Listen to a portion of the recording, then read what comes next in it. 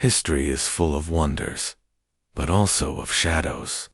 Tonight, we travel back to the heart of Central Asia to uncover the rise and fall of one of the most fascinating dynasties the world has ever known, the Timurids, a family of conquerors, artists, and visionaries who reshaped empires, built cities of unimaginable beauty, and left behind stories that still echo through time. From the ruthless campaigns of Timur the Lame to the golden age of Akbar the Great, this is a saga of power, betrayal, art, and ambition. A story where marble palaces stood as symbols of love, and entire kingdoms crumbled into dust. But who were they really? And why do their legacies still haunt us today? Welcome to Dark History, where we shine a light on the mysterious, the forgotten, and the unsettling truths of our past. If you're fascinated by the shadows of history and the secrets they hold, make sure to subscribe and join us as we journey deeper into the world's most chilling and captivating stories. This is the tale of the Timurids. Chapter 1. The Birth of a Conqueror in the windswept steppes of Central Asia, where the land rolls endlessly under skies of iron gray, a boy was born who would one day become one of the most feared men in history. His name was Timur. Later, the world would know him as Timur the Lame, or simply Tamerlane. He was born in 1336, in a small settlement near the city of Kesh today, called Sharasabs, in modern Uzbekistan. At the time, it was a land marked by both opportunity and danger. Empires had risen and fallen across this vast territory for centuries. Mongols, Turks, Persians, and countless nomadic tribes. Their legacies hung heavy in the air, and Timur's birth seemed insignificant, just another child among the many tribes of the steppe. But fate had other plans, a world shaped by conquest. To understand Timur's story, we must first understand the world he was born into. Only a century earlier, the Mongols under Genghis Khan had carved out the largest land empire the world had ever seen. His descendants spread across Asia, ruling kingdoms, building dynasties, and leaving behind a fragmented yet interconnected world. By the time of Timur's birth, however, that once mighty empire was in chaos. The Mongol states had fractured into rival Khanates, the Golden Horde in the north, the Chagatai Khanate in Central Asia, the Ilkhanate in Persia, and the Yuan dynasty in China. Each claimed the legacy of Genghis Khan, but none had his strength or vision. It was a time of power vacuums. Local rulers rose and fell with dizzying speed. Tribes fought over pasture land, cities shifted hands, and opportunists thrived. In this chaotic landscape, Timur's family occupied a peculiar place. They were Turco-Mongol nobles, descendants of the Barlas clan, which traced its roots back to the armies of Genghis Khan. The Barlas were semi-nomadic, living between the traditions of the steppe and the influences of settled Persian culture.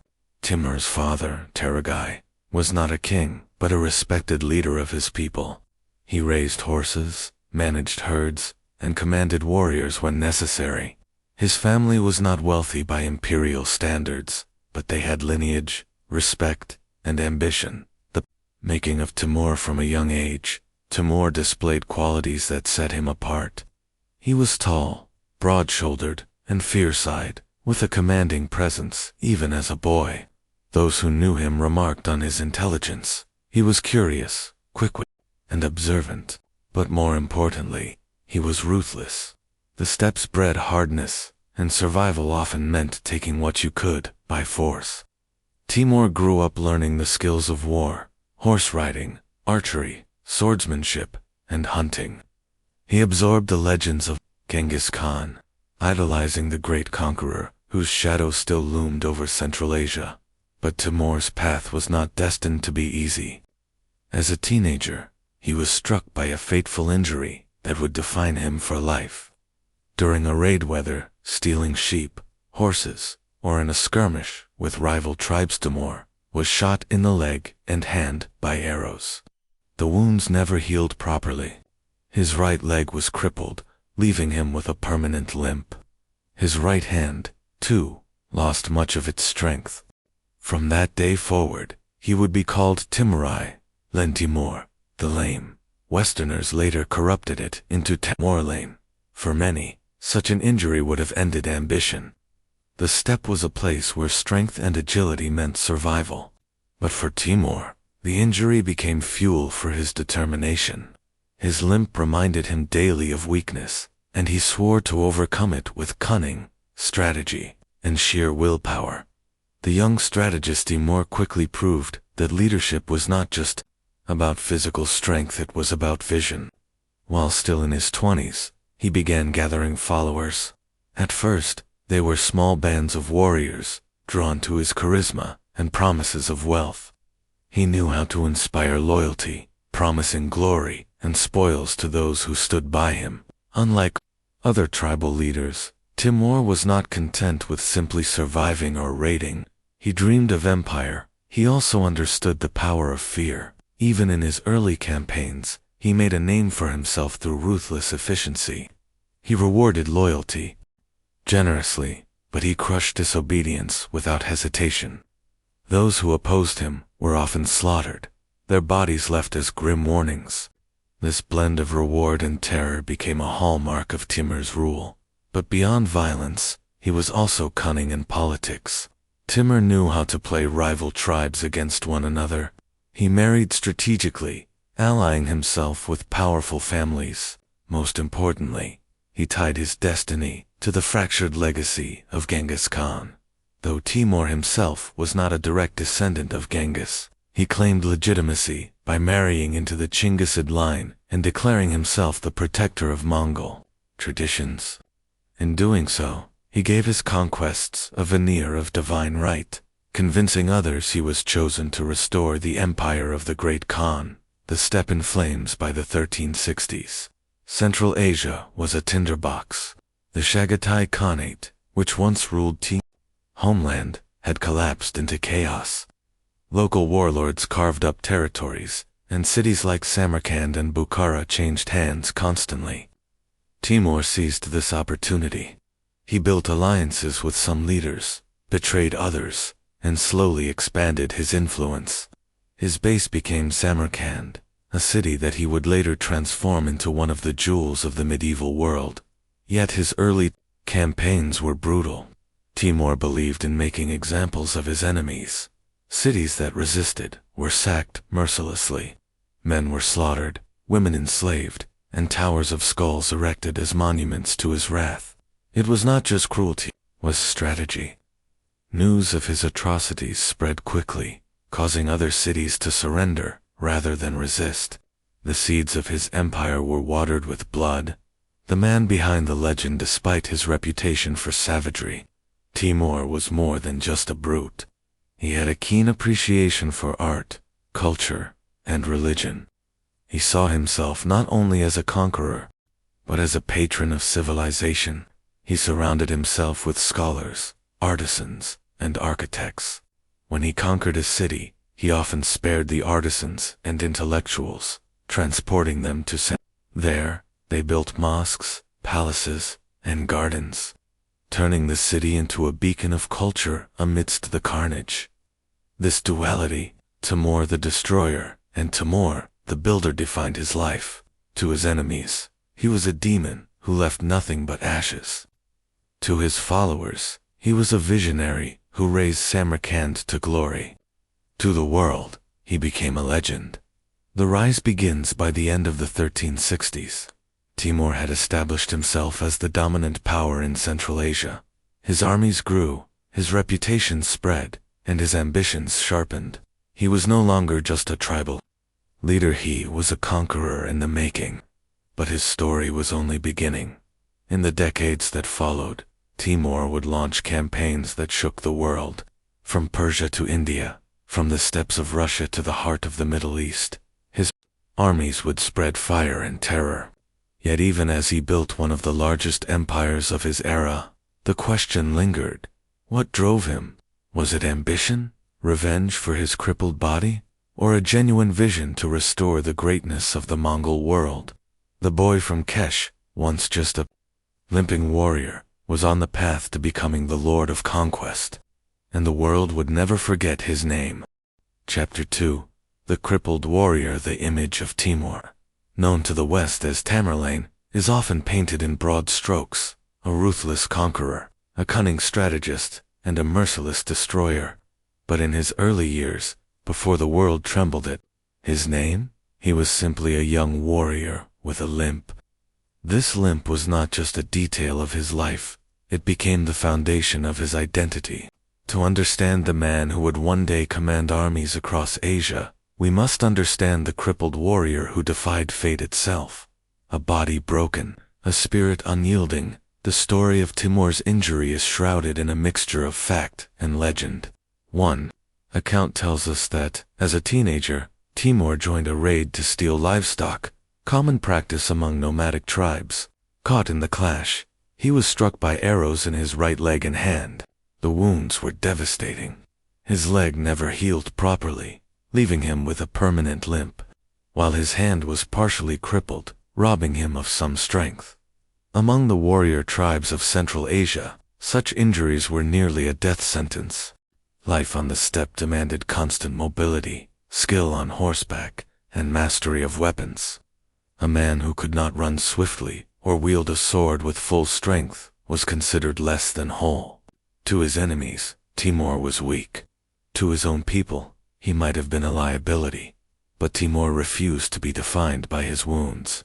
His limp became part of his legend, his very name, Timur Leng, or Timur the Lame. Rather than hide it, he wore it like armor. He showed the world that he would not only survive with his injuries, but thrive. If his body betrayed him, he would compensate with his mind, with his unyielding will, and with a mastery of strategy that would outshine even the greatest warriors.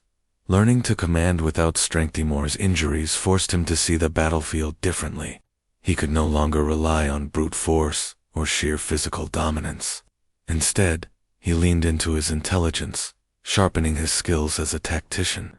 He studied how men moved, how armies fought, and how alliances were won and broken.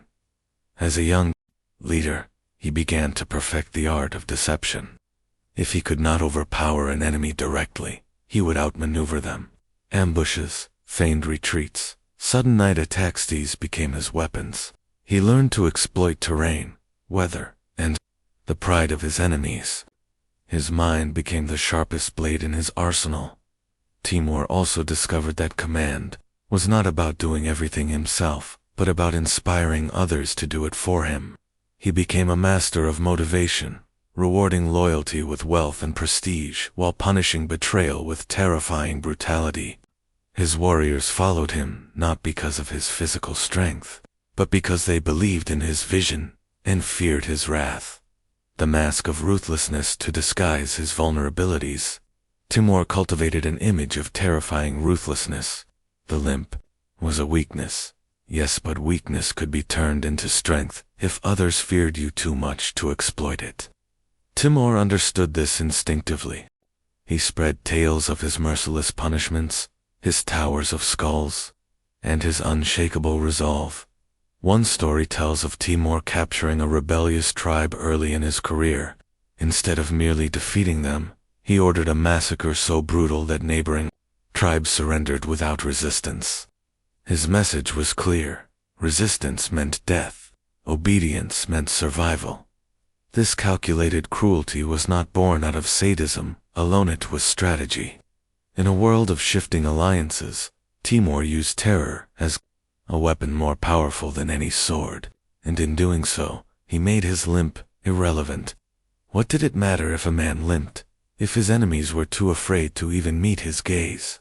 The burden of legitimacy. But Timur faced another challenge: legitimacy. In the Mongol world, true authority often rested with descendants of Genghis Khan, the great Khan whose empire had once stretched across continents. Timur was not a direct descendant. He was of the Barlas tribe, which had ties to the Mongol armies, but lacked the sacred bloodline. This could have been a fatal flaw in his ambitions. Without Chinggisid blood, Timur could not claim the title of Khan outright. But here, 2. He turned weakness into opportunity. He married into the Chinggisid family, aligning himself with the Mongol aristocracy. He took on the role of protector, claiming to act in the name of Genghis's descendants while wielding the true power himself. It was a political masterstroke. He had no need to be Khan, as long as everyone knew he was the one who truly ruled. By cloaking himself in the legacy of Genghis Khan, Timur added weight to his cause. Warriors across Central Asia, many of whom still revered the memory of the great conqueror, flocked to his banner. A man of contradictions despite his brutality, Timur was not blind to the finer things. Even in these early years, he showed a fascination with art, architecture, and religion. He built alliances with scholars and clerics, presenting himself as both a warrior and a man of faith. He understood that conquest required more than just swords, it required ideology. To the tribes of the steppe, he was a hero of Mongol tradition. To the Muslims of Central Asia and Persia, he was a defender of Islam. To the artisans and scholars he patronized, he was a builder of cities and culture. In reality, he was all of these and none. He was a man who wore many masks, adopting whichever identity best suited his ambitions. The first steps toward empire by his late 20s, Timur had established himself as more than just another tribal leader. He had gathered a loyal band of warriors, forged alliances, and begun carving out a sphere of influence. His reputation spread quickly, aided by both his victories and the terror he left in his wake. The limp that once seemed like a curse had, in a strange way, become his brand. He was not Timur the strong, Timur the swift, or Timur the beautiful. He was Timur the lame, a man who should have been broken, but was not. And that, more than anything, made him terrifying. The crippled warrior had proven himself, but the true tests were still to come. The steppe was vast, filled with rival clans, ambitious warlords, and decaying empires waiting to be claimed. Timur's eyes were set far beyond his homeland. He did not want to survive, he wanted to rule. A legacy forged in defiance as night fell over the steppe. Fires burned in the camps of Timur's warriors. They told stories of their leader, the man with the limp, who walked like a storm across the plains. They spoke of his cunning, his ferocity, and his vision. What none of them could yet imagine was how far his ambition would take them, to the deserts of Persia, the mountains of India, the steppes of Russia, and the heart of the Ottoman Empire. The crippled warrior would one day stand at the pinnacle of power, feared across continents. But for now, Timur was still a young man, testing his strength, shaping his destiny. The limp was permanent, yes, but so was his determination, and the world was about to learn that nothing, not even fate itself, could stop Timur. The lame, the boy from Kesh, once just a limping warrior, was on the path to becoming the Lord of Conquest, and the world would never forget his name. Chapter 3. The Gathering Storm. The Central Asian steppe has always been a land of storms, storms of dust, storms of war, storms of shifting alliances that could rise and collapse in the span of a season. In the mid-14th century, the land was fractured, divided among tribes, small kingdoms, and the fading shadow of the once mighty Mongol Empire. Out of this chaos, Timur began to gather his strength. He was no longer just a crippled warrior with a loyal band of men. He was becoming something more, a storm in human form, preparing to sweep across the world. The fragmented steppe. To understand the storm that Timur was about to unleash, we must first picture the steppe as it was in his youth. The Mongol Empire, founded by Genghis Khan a century earlier, had shattered. His descendants ruled in name, but their power was weak, diluted by infighting and greed.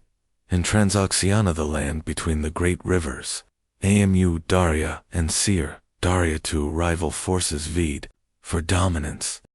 To the west lay the Chagatai Khanate, a crumbling Mongol state torn by civil war. To the east stretched the territories of the nomadic tribes, where warlords fought endlessly for land, cattle, and glory. This chaos created opportunity. The people of the steppe had long memories. They still remembered the days when one leader, one Khan, had united them and made the world tremble. They longed for order, for justice, for a figure strong enough to bring unity out of chaos. Timur saw this yearning, and he intended to be that figure. Gathering men. Timur's first great skill was not in conquest, but in recruitment.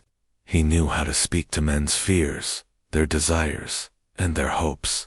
To the warriors of the steppe, he promised wealth and glory. To the merchants, he offered protection for their caravans and the reopening of trade routes that had withered under endless tribal wars. To the religious, he spoke as a defender of Islam, one who would restore righteousness to the lands. He also knew how to command loyalty. When a warrior fought bravely, Timur rewarded him not just with coin but with public honor. When someone betrayed him, Timur's vengeance was swift and brutal. This mixture of generosity and terror bound his men to him more tightly than chains ever could. One chronicler wrote, "His men loved him for his rewards, and feared him for his punishments, and thus they never left his side." By the early 1370s, Timur commanded not just a band of raiders, but an army. Small at first, it grew steadily, as defeated tribes either bent the knee or were annihilated. Each victory added new warriors, new resources, and new legitimacy to his cause. The alliance with Husain, but Timur knew he could not rise alone. At first he formed an alliance with Emir Husain, a fellow warlord and the grandson of Khazagan, who had once ruled Transoxiana. Husain provided the political legitimacy. His family ties gave him claim over the Chagatai throne, while Timur brought military genius together. They carved out territories, crushing rivals and consolidating their control. For a time, it seemed like the perfect partnership. Husain wore the crown, but Timur held the sword. And yet, as with all storms, there was tension beneath the surface. Husain was proud, arrogant, and often indecisive. Timur, by contrast, was calculating and ruthless. Their alliance was convenient, but fragile, and in the end, convenience would not be enough. First blood. As Timur expanded his power, he showed the world what kind of leader he was. In one of his earliest campaigns, he faced a rebellious tribe that dared defy his authority. Instead of merely defeating them, he made an example of them. Entire villages were burned, their leaders executed in ways designed to inspire terror. Survivors were driven into exile, forced to spread the tale of Timur's wrath. It was here that his infamous Towers of Skulls first appeared. Victorious soldiers were ordered to pile the heads of the slain into great pyramids, rising like grim monuments above the battlefield. To outsiders, it was barbaric. To Timur, it was a message. Resist me, and this will be your fate. This calculated cruelty was not mindless bloodshed. It was psychological warfare, designed to break the will of his enemies before the battle even began. The reputation of Timur's army often preceded them, and many surrendered without a fight rather than risk annihilation. The mask of faith. Timur was more than just a warlord. He was also a master of image. Though his methods were brutal, he cloaked them in the language of faith. He declared himself a champion of Islam, a restorer of justice, a man chosen by God to bring order to a chaotic world. He built mosques, patronized scholars, and consulted with religious leaders. This gave him legitimacy, not only among his people, but also among neighboring states. To oppose Timur was not just to oppose a man, it was to oppose the will of heaven. Or so he wanted others to believe. This mask of faith was especially important in the Islamic world, where rulers were expected to uphold religious values. Timur used it skillfully, even as he waged wars that left tens of thousands dead. The fracture with Husain, but ambition cannot be shared for long. As Timur's power grew, so too did his impatience with Husain. A man who had once been an ally began to look more like an obstacle. Hussein lacked the decisiveness and vision needed to rule an empire. Worse, he had alienated his followers with harsh taxes and arrogance. Timur saw an opportunity. Slowly, he began to undermine Hussein, gathering support from those disillusioned with his rule. His warriors whispered that Hussein was weak, while Timur was strong. His allies argued that only Timur could truly restore the glory of the Mongols. The storm was gathering strength, and soon it would break upon Hussein's head. The fall of Hussein in 1370, Timur made his move. Hussein was betrayed, captured, and executed. With his death, Timur seized the city of Samarkand, the jewel of Transoxiana. It was here, in this ancient city of trade and culture, that Timur declared himself ruler, but he was careful not to claim the title of Khan, for he knew he lacked the sacred blood of Genghis. Instead, he placed a puppet descendant of Genghis on the throne, while he ruled as Emir, the commander. Everyone knew where the real power lay, not in the puppet Khan, but in the crippled warrior who had risen from nothing from Samarkand. Timur began to weave the web of his empire. The calm before the storm. By the late 1370s, Timur had secured his base. His armies were strong, his enemies crushed, his capital established. But this was only the beginning. He did not intend to rule Transoxiana alone. His gaze turned outward, to Persia, to the Golden Horde, to India. The storm he had been gathering was ready to break, and when it did, it would reshape the world.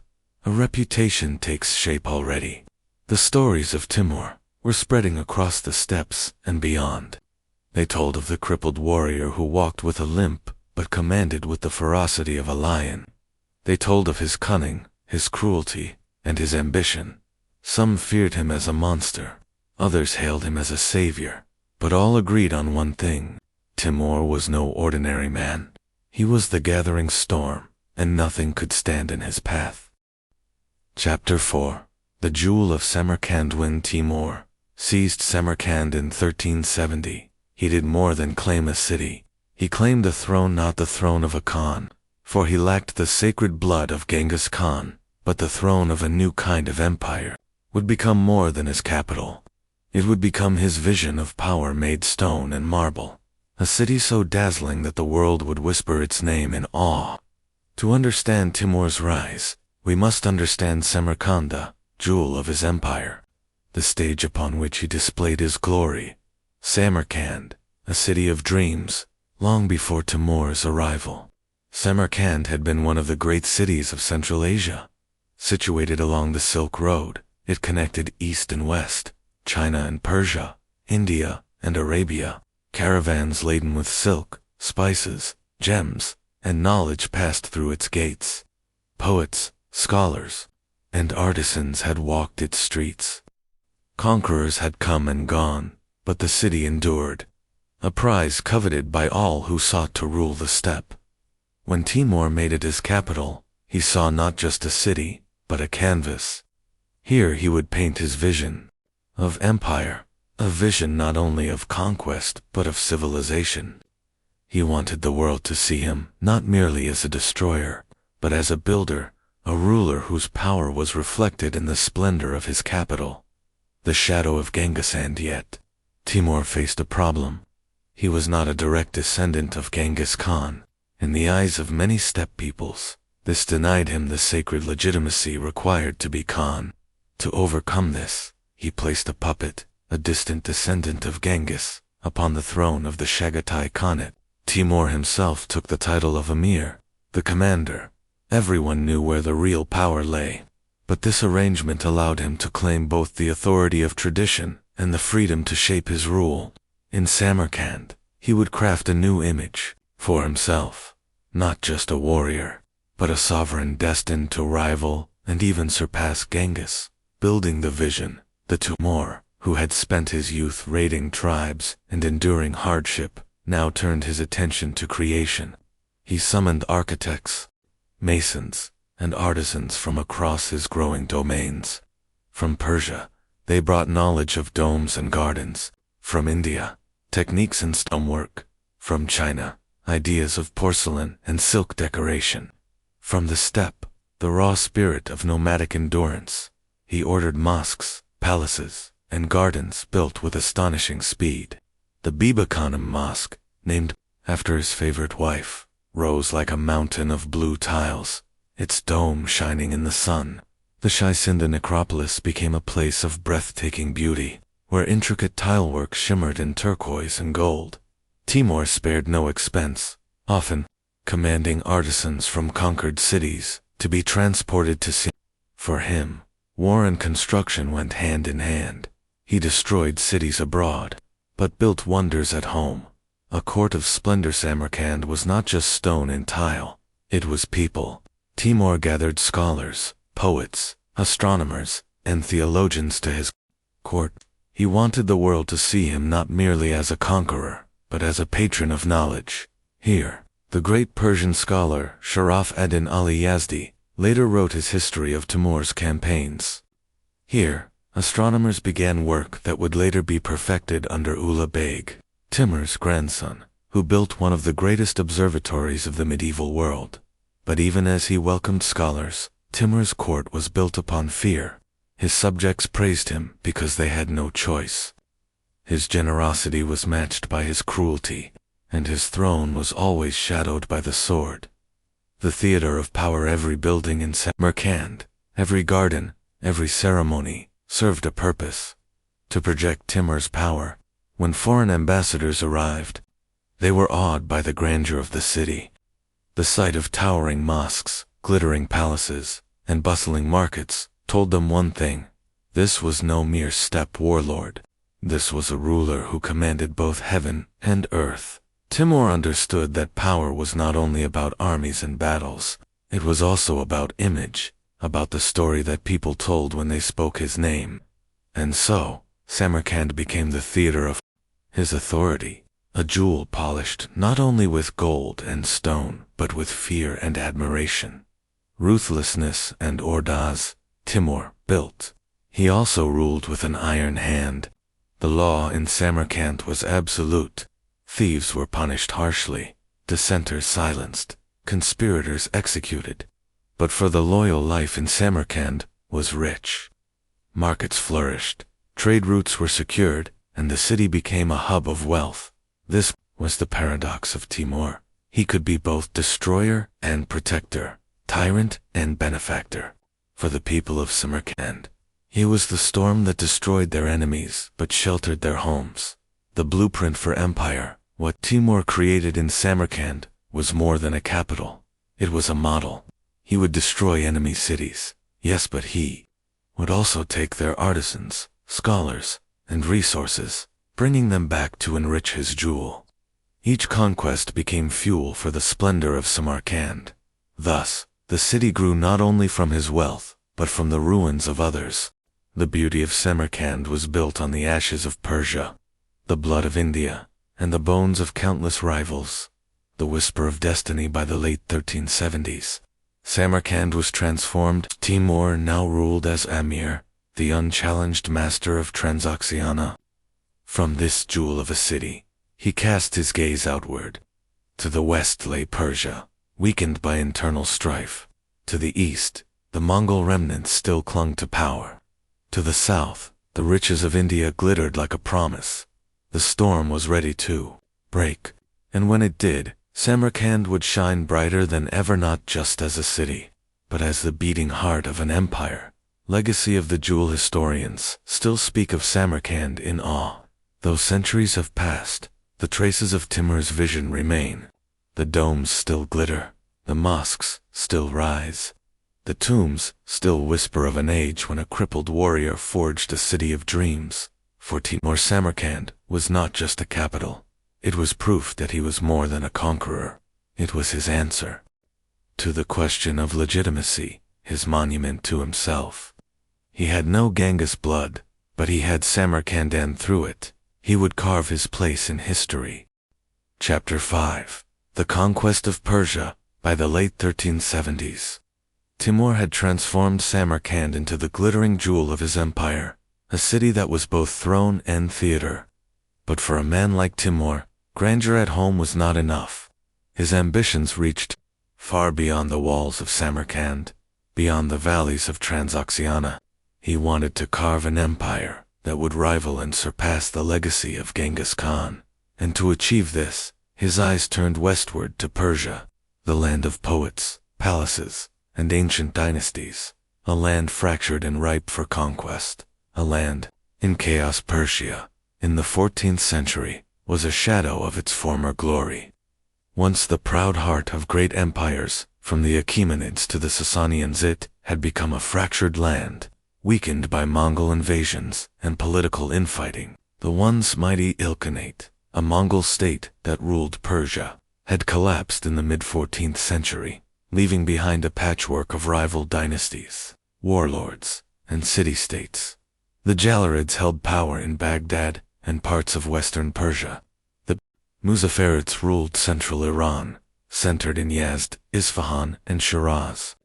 Smaller dynasties clung to power in isolated strongholds, each suspicious of the other, each vying for survival.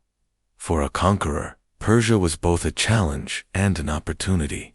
A challenge because its geography was vast, its cities fortified, its armies still formidable. But an opportunity because no single power was strong enough to unite the region. To Timur, it was like a banquet laid before him, waiting to be devoured. The march into Persia. Timur's first incursions into Persia began around 1380. His armies, hardened by years of steppe warfare, swept westward. The Persian forces, fragmented and disunited, could not withstand the ferocity of the Timurid cavalry.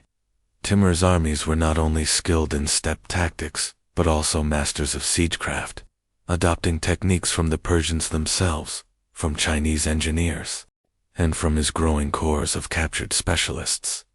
The Persian towns that resisted were punished with merciless ferocity. Entire populations were slaughtered, cities reduced to rubble, survivors deported to Samarkand to build his monuments. For those who submitted, Timur offered mercy, but it was always conditional, always tied to loyalty. The siege of Herat, one of Timur's first major Persian conquests, was the city of Herat in 1381.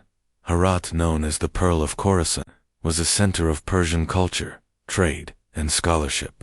Its wealth and strategic position made it an irresistible prize. The city resisted Timur, and for that, it suffered terribly. After breaching the walls, Timur's forces massacred thousands of inhabitants. The survivors, craftsmen, scholars, and artisans, were deported to Samarkand. Herat itself became a base for Timur's expansion, and though scarred by conquest, it would later flourish under Timurid patronage, becoming a cultural capital in the next generation. This was the paradox of Timur: destruction followed by rebirth, cruelty followed by patronage. He tore cities down with one hand and rebuilt them with the other, but always under his rule, always for his glory. Campaign against the Muzaffarids. Timur's greatest Persian rival was the Muzaffarid dynasty, whose territories spanned much of central and southern Persia. They were wealthy, proud, and militarily strong, but they were also divided, plagued by internal rivalries among their ruling princes. Timur exploited these divisions with ruthless precision. He invaded their lands in the early 1380s, advancing into Yazd and Shiraz. In battle after battle, the Muzaffarid armies crumbled before his disciplined cavalry and devastating strategy. Timur's forces employed the classic steppe tactic of the feigned retreat, luring Persian armies into traps where they were encircled and annihilated. By 1393, after years of conflict, the Muzaffarid dynasty was crushed. Shiraz, the jewel of southern Persia, fell to Timur, and with it, the cultural heart of Persian poetry and art. Here, Timur encountered the works of the great poet Hafez, whose verses filled the city. According to legend, Timur once confronted Hafez, demanding to know why the poet had written lines mocking rulers who built great cities. Hafez is said to have replied with such wit and humility that Timur spared him a rare act of mercy amid oceans of blood, the capture of Isfahan among Timur's Persian conquests. The capture of Isfahan stands out for its brutality. Isfahan, a city of immense wealth and beauty, initially surrendered peacefully to Timur in 1387. For a moment, it seemed the city might be spared, but soon after, a rebellion broke out against Timur's occupying forces. Timur's response was swift and merciless. He ordered the massacre of the population. Contemporary accounts claim that over 70,000 people were killed, their severed heads stacked into pyramids as a warning to others. Isfahan, once a jewel of Persia, became a monument to terror. Yet, as always, artisans and craftsmen were spared and sent to Samarkand to enrich his capital. The massacre of Isfahan became infamous, a chilling example of Timur's policy: mercy for obedience, annihilation for defiance. The subjugation of Baghdad in 1393. Timur marched against Baghdad, the fabled city of the Abbasid caliphs. Once the glittering center of the Islamic world, Baghdad had fallen into decline, ruled now by the Jalayirid dynasty. Timur besieged the city and, after its fall, unleashed his fury upon its people. Tens of thousands were killed, and Baghdad was left a shadow of its former self. Yet Timur did not seek to destroy Baghdad entirely. He recognized its symbolic importance and sought to present himself as a defender of Islam. Even as he slaughtered Muslim populations, he portrayed his campaigns as a struggle to restore unity to the fractured Muslim world, though in truth, his ambitions were always personal, always imperial. Propaganda of conquest. Timur was not merely a conqueror, he was a master of image. Each campaign in Persia was not only about seizing land, but about sending a message. His massacres were designed to terrify, to ensure that resistance was seen as suicidal. His patronage of scholars and poets was designed to polish his image as a cultured ruler. When he entered a city, he often staged grand ceremonies, receiving its submission with pomp and spectacle. He would ride in surrounded by his generals, displaying the wealth of his conquests, as if to say, resistance is futile. Submission brings glory. Persia under Timurid rule. By the end of the 14th century, Persia lay firmly under Timurid's control. Its dynasties destroyed, its cities subdued, its artisans carried away. The devastation was immense: fields burned, towns depopulated, countless lives lost. And yet, out of this ruin, new cultural life emerged. Under the Timurids, Persian art, poetry, and architecture flourished once more, particularly in Herat and Samarkand. The Persian language became the lingua franca of the empire, and Persian culture infused Timurid courts. This was one of Timur's paradoxes. He destroyed Persia, but also revived its role as a cultural beacon, albeit under his shadow. Legacy of the Persian campaigns. Timur's conquest of Persia was not just a chapter in his rise, it was the foundation of his empire. Persia provided him with wealth, manpower, and legitimacy. It was from Persia that he would launch further campaigns into the Caucasus, India, and Anatolia. But the memory of his conquests lingered in Persian history. His name became synonymous with terror, his massacres etched into the collective memory of cities like Isfahan and Baghdad. And yet, his patronage of Persian culture ensured that his dynasty would also be remembered as a golden age of art and scholarship. Timur had carved Persia into submission, leaving behind a legacy both glorious and grim. Closing thoughts. The conquest of Persia revealed the essence of Timur's rule: ruthless ambition, unmatched military genius, and a vision that combined destruction with creation. He was the sword and the builder, the tyrant and the patron. Persia suffered beneath his hand, but it also became the jewel of his empire, a land from which he drew strength for the conquests yet to come. From Persia, the road stretched further. To the north lay the Golden Horde, to the south, the riches of India, to the west, the mighty Ottoman Turks. Timur's hunger was far from satisfied. The storm was only beginning. Chapter 6. Against the Golden Horde. By the end of the 1380s, Timur had carved his name into the lands of Persia. Cities had fallen, dynasties had been shattered, and mountains of skulls marked the trail of his conquest. But for Timur, conquest was never an ending. It was always a beginning. To the north, beyond the steppes of the Caspian, lay the fractured remnants of the Golden Horde, a Mongol Khanate that once ruled vast lands from the Black Sea to Siberia. Once proud and mighty, it had splintered into factions, and Timur saw in its weakness both a threat and an opportunity. The legacy of the Golden Horde. The Golden Horde was born from the conquests of Genghis Khan's grandson, Batu Khan, in the 13th century. Its armies had once thundered into Eastern Europe, reaching as far as Poland and Hungary. For over a century, Russian princes paid tribute to its khans, bowing to their authority. But by the 14th century, the horde was no longer united. Civil wars, dynastic feuds, and external pressure had weakened it. Two figures emerged as rivals: Toktamish, who sought to reunite the horde, and Mamai, a powerful warlord who acted as kingmaker.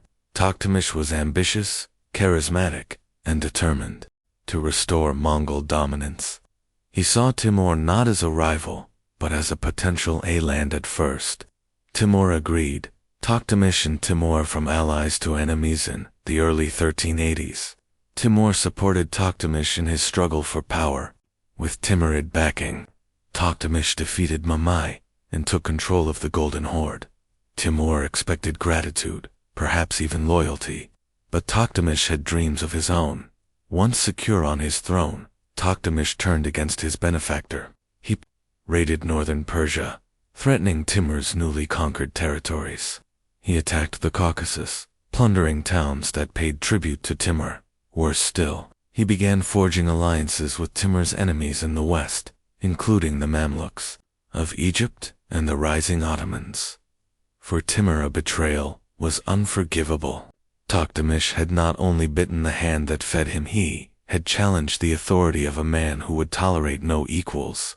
And so, Timur prepared for war. The first clash in 1387. Timur launched his first campaign against the Golden Horde. His armies marched north across the steppes, a sea of horsemen cutting through the grasslands. Toktamish met him head-on, and the two armies clashed near the Volga. The battle was fierce, a contest between two masters of steppe warfare. Toktamish's men fought with the same tactics Timur's soldiers knew well: swift cavalry charges, feigned retreats, sudden ambushes. For once, Timur faced an enemy who matched him blow for blow. The result was inconclusive. Toktamish retreated, but not broken. Timur, too, withdrew to consolidate his forces. Both men knew the war was far from over, the scorched earth of the steppe in the years that followed. Timur and Toktamish waged a brutal war across the steppes of the Caucasus and the Volga. Villages were burned, herds stolen, populations enslaved. The conflict devastated the lands of modern-day Azerbaijan, Armenia, and southern Russia. Timur's strategy was one of attrition. He burned crops, destroyed settlements, and left nothing for Toktamish's forces to sustain themselves. He knew that in the endless grasslands, survival depended on mobility and supplies. By stripping the land bare, Timur turned the environment itself into a weapon. Toktamish retaliated with raids deep into Persia, but Timur's grip on his empire was firm. Each time Toktamish struck, Timur struck harder. The great campaign of 1391. The decisive confrontation came in 1391, when Timur assembled one of the largest armies of his career. Chroniclers claim it numbered over 100,000 men, cavalry, archers, engineers, and auxiliaries drawn from across his empire. He marched north from Samarkand, across the deserts of Central Asia, through the Ural River, and into the heart of the Golden Horde's territory. The march itself was a feat of logistics. Crossing vast distances with tens of thousands of men and horses required precision planning. Rivers had to be bridged, supplies carried, and scouts sent ahead to secure water sources. Timur's genius lay not only in battle, but in moving armies. like no other commander of his age. At last, near the Kandokya River in present-day Russia, Timur and Toktamish met in battle. The Battle of the Kandokya River. The two armies faced each other on the open steppe. Toktamish commanded perhaps 120,000 men, slightly outnumbering Timur. His cavalry was fierce, his warriors seasoned. Timur, however, had discipline and strategy. As the battle began, Toktamish's horsemen launched a massive frontal assault. The ground shook as thousands of riders thundered forward, arrows darkening the sky. Timur responded with his trademark feigned retreat, pulling his forces back in apparent disorder. Toktamish took the bait, driving his men deeper into the Timurid lines. Then, with perfect timing, Timur unleashed his reserves. Hidden cavalry units swept in from the flanks, encircling Toktamish's army. What began as an attack turned into a trap. Surrounded and cut off, the Golden Horde warriors were slaughtered. The Kandokya was a disaster for Toktamish. His army was shattered, his prestige ruined. He fled into the forests of the north, a fugitive in the land he once ruled. The aftermath. Timur pursued Toktamish relentlessly, determined to crush him completely. His armies swept through the steppe, burning towns and villages, capturing tens of thousands of prisoners. Chronicles describe how entire populations were deported south to Samarkand, where they were put to work building mosques, palaces, and gardens. But the war was not yet finished. Toktamish managed to regroup, rallying supporters in the far north and forging new alliances. He would return again, still defiant, still unwilling to bow. For now, though, the balance of power had shifted. Timur had struck a blow that shattered the unity of the Golden Horde. Russian princes, long oppressed by Mongol rule, began to see an opportunity. In the years ahead, the rise of Moscow would be linked to the decline of the Horde, a decline hastened by Timur's campaigns. The psychological war for Timur. Victory was not only about defeating armies, it was about crushing the spirit of resistance. After Kandokya, he sent messages across the steppe, boasting of his triumph. In cities loyal to Toktamish, he erected towers of skulls as grim monuments, but he also offered clemency to those who submitted. Rival Mongol princes were welcomed into his court, given honors and gifts, so long as they recognized his supremacy. In this way, Timur combined terror with diplomacy, breaking enemies while winning allies.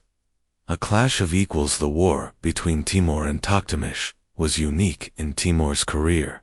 Most of his campaigns were one-sided, outnumbered armies crushed, proud cities razed. But against Toktamish, he faced a rival who shared his heritage, his tactics, his vision. Both men were products of the steppe. Both traced their legitimacy to Genghis Khan. Both sought to unite the fractured world under their banners. In Toktamish, Timur saw not just an enemy, but a mirror reflection of what he might have been under different circumstances. Perhaps that is why he pursued him so relentlessly. For Timur, there could be no rival, no equal, to rule the world. He had to break the last great Khan of the steppes. Legacy of the campaign. Timur's wars against the Golden Horde left the steppe in ruins. Cities burned, trade routes collapsed, and entire regions were depopulated. The Horde never fully recovered. Though Toktamish would rise again briefly, the unity of the Golden Horde was gone. In its place, smaller khanates emerged: Kazan, Astrakhan, Crimea, and others. For Timur, victory over Toktamish cemented his reputation as the supreme master of the steppe. He had defeated a Khan on his own ground, using the tactics of their ancestors. From this position of strength, Timur now turned his gaze elsewhere, south to the riches of India, and west to the rising power of the Ottoman Turks. The storm was moving, and new empires would feel its fury. Closing thoughts. The campaigns against Toktamish were more than a war. They were a battle for the legacy of Genghis Khan. Timur emerged victorious, but the struggle revealed the fragility of steppe empires. Unity was fleeting, loyalty uncertain, power always contested. Timur understood this better than anyone, and so he pressed forward, never pausing, never content. Each victory was only the prelude to the next campaign. From the ashes of the Golden Horde, he prepared to launch himself toward his boldest conquest yet, the legendary riches of India. Chapter 7. The Invasion of India. By the early 1390s, Timur had burned his name into the steppes of Central Asia and shattered the power of the Golden Horde. His armies had ridden farther than most could imagine, conquering Persia, Transoxiana, and vast swaths of territory. Yet for Timur, there was always more, always another horizon to chase, another land to subdue, another legend to write in blood and stone. And now, his gaze turned south toward the jewel of the medieval world, India, the allure of India. India, in Timur's time, was a land of dazzling wealth and ancient civilization. Travelers spoke of markets overflowing with spices, gems, silks, and gold. Its temples glittered with treasures, its cities thrived with art and architecture, and its rivers nourished millions. To a conqueror like Timur, India was more than a prize, it was a symbol. To plunder India was to claim supremacy over one of the richest and oldest lands on earth. But there was also another motivation, religious justification. Timur, who presented himself as the defender of Islam, denounced the rulers of northern India, the Delhi Sultanate, as weak, corrupt, and insufficiently faithful. By cloaking greed with faith, Timur gave divine sanction to his campaign. The Delhi Sultanate in decline at the time. The Delhi Sultanate was ruled by Sultan Nasir-Din Mahmud Tughlaq, but true power rested in the hands of his vizier, Malik. Sarwar, the once mighty empire, had been weakened by decades of internal conflict, revolts, and famine. Its authority stretched thin, its armies disorganized. To Timur, the timing was perfect. India was vulnerable, ripe for conquest.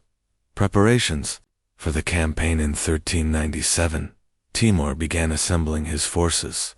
Chroniclers describe his army as a storm of horsemen and archers, lancers, armored cavalry, and elephants captured in earlier campaigns.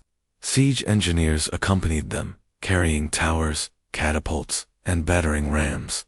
The campaign was not merely a raid, it was a massive invasion. Timur intended to strike deep into India, crush the Delhi Sultanate, and bring back unimaginable wealth. But first, his army had to cross the most formidable natural barrier in Asia, the Himalayas and the Hindu Kush. The crossing of the mountains, the march into India, was one of the most grueling feats of Timur's career. His armies traversed snow-covered passes, icy rivers, and treacherous cliffs. Horses stumbled on frozen ground, men froze in the bitter winds. Supplies dwindled, yet Timur pressed on, using his unmatched organizational skills to keep the army moving. Scouts secured water and fodder, engineers built makeshift bridges, and discipline held the ranks together. What would have destroyed another army became a testament to Timur's determination. By late 1397, his forces emerged from the mountains into the fertile plains of northern India. The storm had arrived. The first victims, Multan and Dupalpora's Timur, descended into the Punjab. He unleashed terror upon the first cities in his path. Multan resisted, and for that resistance, it was punished with fire and slaughter. Thousands were killed, survivors enslaved, and the city left in ruins. Dipolpur fell soon after, its defenses overwhelmed by Timur's seasoned warriors. Chroniclers describe rivers of blood, streets filled with corpses, and towers of skulls erected as monuments to Timur's wrath. This was more than brutality, it was psychological warfare. Timur intended to terrify India into submission before he even reached Delhi. The massacre at Tulamban, of the darkest episodes of the campaign, occurred at Tulamba, a town that dared to resist. When its defenders refused to surrender, Timur ordered a massacre so complete that not a single soul remained alive. Such acts were not random cruelty. They were calculated, Timur believed that annihilating a few would prevent resistance from the many. Cities that heard of Tulumba's fate often surrendered without a fight. The advance to Delhi by early 1398. Timur's army moved steadily toward Delhi. Along the way, towns fell, wealth was seized, and captives were driven south in chains. The closer he came, the greater the panic. Refugees flooded the countryside, carrying tales of unspeakable horrors. Delhi itself braced for war. The Sultan's armies mustered, elephants armored for battle, warriors gathered in the thousands. But the heart of the Sultanate was weak, and Timur knew it. The Battle of Delhi on December 17, 1398. The two forces met outside the city. Timur's army, disciplined and experienced, faced an Indian army larger in number, but less cohesive. The Delhi forces deployed their war elephants, each clad in armor and fitted with iron chains tipped with scythes, ready to mow down enemy cavalry. For a moment, the sight of the elephants terrified even Timur's hardened soldiers. But Timur had prepared. He ordered trenches dug, stakes planted, and fire-bearing camels released toward the elephants. The result was chaos. The elephants, panicked by flames and noise, turned back and trampled their own lines. Seizing the moment, Timur's cavalry surged forward, breaking the enemy ranks. What followed was slaughter on a scale Delhi had not seen in centuries. The sack of Delhi fell, and with its fall came one of the bloodiest episodes in the city's long history.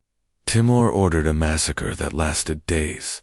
Chroniclers claim that 100,000 captives were executed in a single day before the battle, to prevent revolt while he faced the Sultan's army. After victory, the killing continued. Palaces were looted, markets stripped, temples and mosques plundered. Gold, jewels, silks, and precious manuscripts were carried back to Timur's camp. Entire neighborhoods were burned to ash. The population was enslaved by the tens of thousands. Delhi, once a thriving capital, was left in ruins, its grandeur reduced to rubble. Timur's justification. In his memoirs, Timur justified the massacre as a religious duty. He claimed to be punishing infidels and enforcing the will of God. But the scale of destruction went far beyond any spiritual motive. This was about wealth, power, and fear. Timur wanted India's riches for himself, and a reminder to the world that no city, however grand, could defy him. The return march. After plundering Delhi, Timur had no interest in ruling India. His purpose was plunder, not administration. With caravans laden with treasure and prisoners, he turned back toward Samarkand. Along the way, more cities were looted, more towns devastated. By the time he recrossed the mountains, Timur's empire was richer than ever. Samarkand would be transformed by Indian artisans and craftsmen who built mosques, palaces, and gardens unlike anything seen before in Central Asia. The devastation of India. The invasion left scars that lasted generations. The Delhi Sultanate never fully recovered. Its prestige shattered, its treasury emptied, its people traumatized.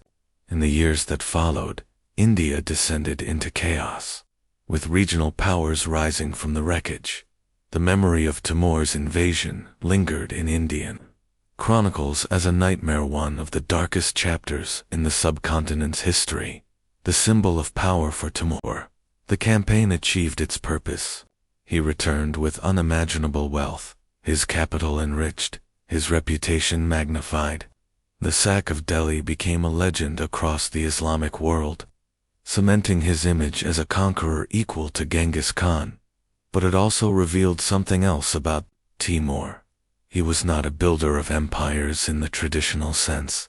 He sought no lasting dominion in India. His empire was a storm, moving ever forward, leaving ruins in its wake. Closing thoughts. The invasion of India stands as both Timur's greatest triumph and his most infamous atrocity.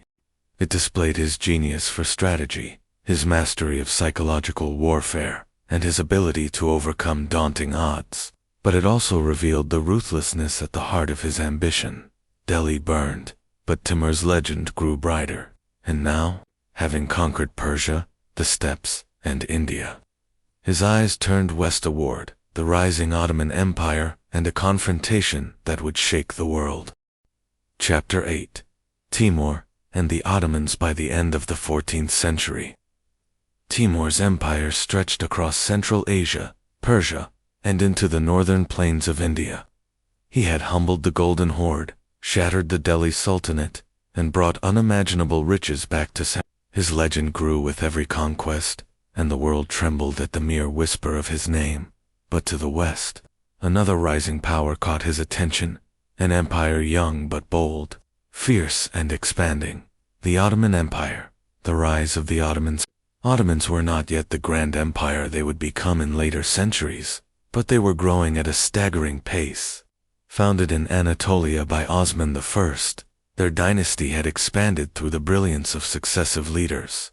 By the late 14th century, under Sultan Bayezid I, known as Bayezid the Thunderbolt, the Ottomans had carved deep into Byzantine territory and dominated much of the Balkans.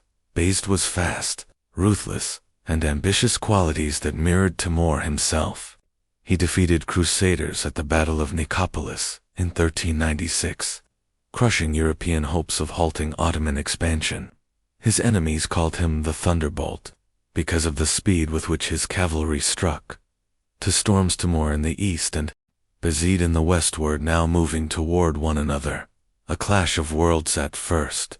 The two empires were separated by distance, their spheres of influence not directly overlapping, but power has a way of drawing rivals together. Tensions began to rise as both rulers expanded toward the lands of the Anatolian beyliks. Turkish principalities caught between Timur's eastern conquests and Bayezid's western ambitions. Some of these beyliks, threatened by Bayezid's aggressive annexations, turned to Timur for protection. Others, seeking favor, aligned themselves with Bayezid.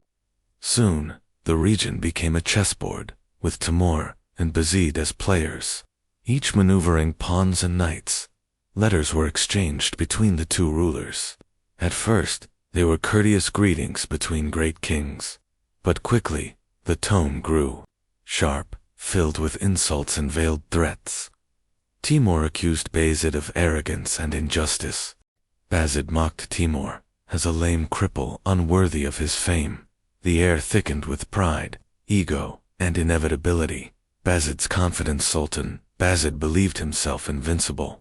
His armies had swept through the Balkans, his cavalry unmatched.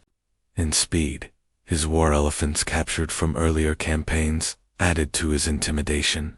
He believed Timur was a distant raider, a destroyer of cities but not a true empire builder. He could not have been more wrong. Timur's patience, unlike Bayezid, who often acted quickly and with fiery impulse, Timur was patient, calculating. He spent years consolidating his control over Persia and preparing his forces before marching westward. His armies were not only vast but organized, drilled in strategy, and hardened by years of war across deserts, mountains, and plains. By 1400, Timur's armies descended into Anatolia. Cities that resisted him were burned. Those that surrendered were spared. His reputation spread ahead of him, sowing fear in Bayezid's ranks. The Anatolian campaign. Timur's arrival in Anatolia was devastating. He captured Sivas, massacring thousands of defenders and burying prisoners alive. The brutality shocked the region, but it also sent a message. Timur was not to be resisted. Bayezid, enraged, rallied his armies. He would not allow this foreign conqueror to humiliate the Ottomans. For 2 years, skirmishes, sieges, and raids tore Anatolia apart. The tension mounted until, at last, both great armies converged near the city of Ankara. The stage at Ankara the summer of 1402 was scorching. Timur's army, vast and disciplined, marched into central Anatolia. Bayezid, confident as ever, moved quickly to intercept their meeting place, the plains outside Ankara. Timur's forces numbered around 140,000, a mix of cavalry, archers, elephants, and siege weapons. Bayezid's army, though smaller at perhaps 85,000, was formidable, reinforced by Serbian allies and his elite Janissary corps. The world held its breath. Two conquerors, unmatched in their generation, were about to collide. The Battle of Ankara, July 20th, 1402, the battle began. Timur, ever the strategist, had chosen the ground carefully. His men controlled the water sources in the area, while Bayezid's army suffered in the summer heat. Already, the thunderbolt was at a disadvantage. The battle raged for hours. Bayezid's cavalry charged with their legendary speed, clashing fiercely with Timur's horse archers. The Janissaries, disciplined and fearless, held their ground against wave after wave, but then Timur's cunning revealed itself. He had secretly won over many of Bayezid's Turkic allies, who defected mid-battle, turning against their former master. Confusion erupted in the Ottoman ranks. Timur's war elephants advanced, terrifying horses and breaking formations. His cavalry encircled Bayezid's forces, cutting off retreat. The thunderbolt's speed was now useless, his army surrounded by sunset. The Ottoman army was shattered.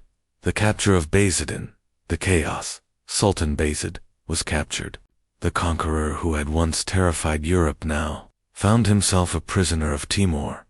Chroniclers describe the humiliation that followed. Some claim Timur mocked him, forcing him to dine in chains, while others say Timur treated him with reluctant respect. What is certain is this: Bayezid died in captivity months later, his empire thrown into chaos. The once rising Ottoman star was plunged into a civil war known as the Ottoman Interregnum, lasting more than a decade. The aftermath of the Battle of Ankara was Timur's greatest victory in the West. By defeating Bayezid, he not only humbled the Ottomans but also altered the course of history. For a time, the Ottoman advance into Europe was halted, giving the Byzantine Empire, in Constantinople, a temporary reprieve. Yet Timur did not seek to rule Anatolia permanently. As in India, he plundered, destroyed, and departed. His empire was built not on governance, but on the momentum of conquest, the legacy of Ankara for the Ottomans. Ankara was a disaster, but not the end. Within a generation, they would recover, stronger than before, eventually conquering Constantinople in 1453 and building one of the greatest empires in history. For Timur, Ankara cemented his reputation as the most formidable conqueror of his age. He had humbled Persia, India, and now the Ottomans. Few dared oppose him. His empire stretched farther than anyone had dreamed possible. Yet Timur's hunger was not sated. Beyond Anatolia lay another ancient land that called to him, China. Chapter 9. The Dream of China. By the early 15th century, Timur's empire seemed unstoppable. He had crushed the Persians, humbled India, broken the Golden Horde, and shattered the mighty Ottomans. From the deserts of Transoxiana to the fertile valleys of Anatolia, from the steppes of Central Asia to the gates of Delhi, his armies had marched, conquered, and returned with riches beyond imagining. Yet Timur was not satisfied. For all the empires he had defeated, there remained one prize he long coveted, one ancient power whose glory still echoed across the known world: China. The lure of the dragon for centuries.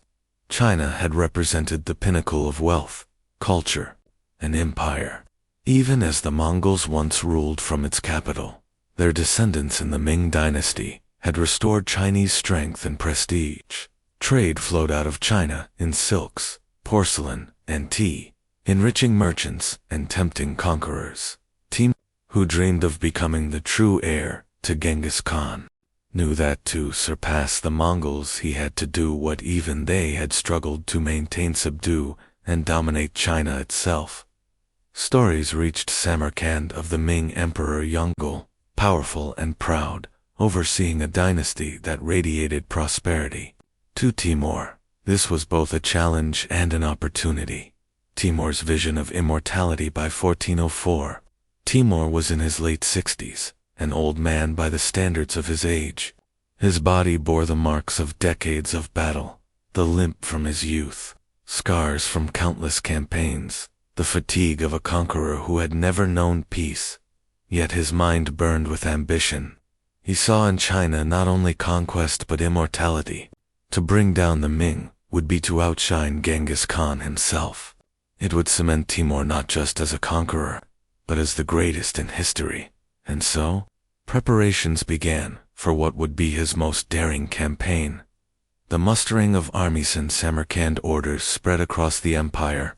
Messengers rode to Persia, to Khwarezm, to the steppes, summoning soldiers. From every corner came warriors, Turkic horsemen, Persian infantry, elephants from India, siege engineers from Syria. Chroniclers claim over 200,000 men gathered under Timur's banners, making it perhaps the largest army he had ever assembled. The resources of his empire were strained to their limits. Thousands of horses were requisitioned, supplies stockpiled, caravans organized. Bridges were built, roads repaired, for the journey ahead would be long and brutal. Stretching across mountains and deserts, Timur himself oversaw the plans, his vision sharp, despite his age. He ordered maps drawn, routes marked, provisions calculated. To his men, he spoke of destiny, that the world itself lay waiting to be claimed. The march begins in the winter of 1404. Timur set out from Samarkand at the head of his mighty host. The march eastward began with ceremony, banners fluttering in the cold wind, drums echoing. The conqueror carried in a jeweled litter. But almost immediately, hardship struck. The weather turned vicious. That year, Central Asia endured one of its harshest winters. Snow blanketed the steppe, rivers froze, and icy winds lashed the men. Horses collapsed, supply wagons overturned, soldiers froze in the night. Still Timur pressed onward.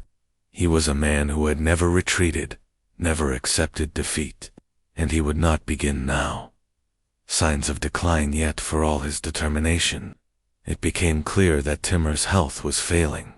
He was nearly 70, his body frail, weakened by age and the toll of endless war.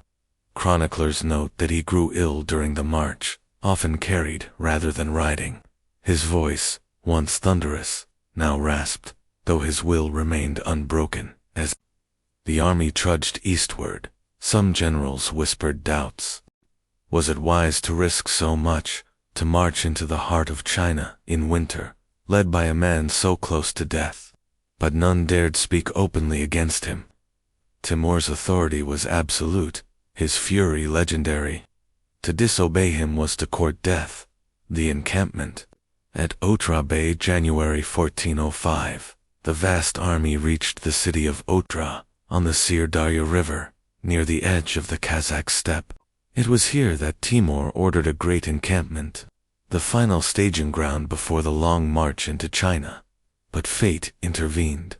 Timur fell gravely ill. Chroniclers differ on the cause.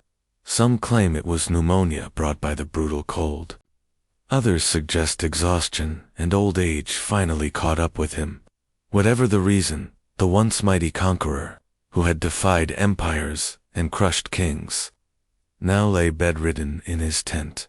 The death of a conqueror. On February 18, 1405, Timur died. In Otrar. The news spread like wildfire through the camp.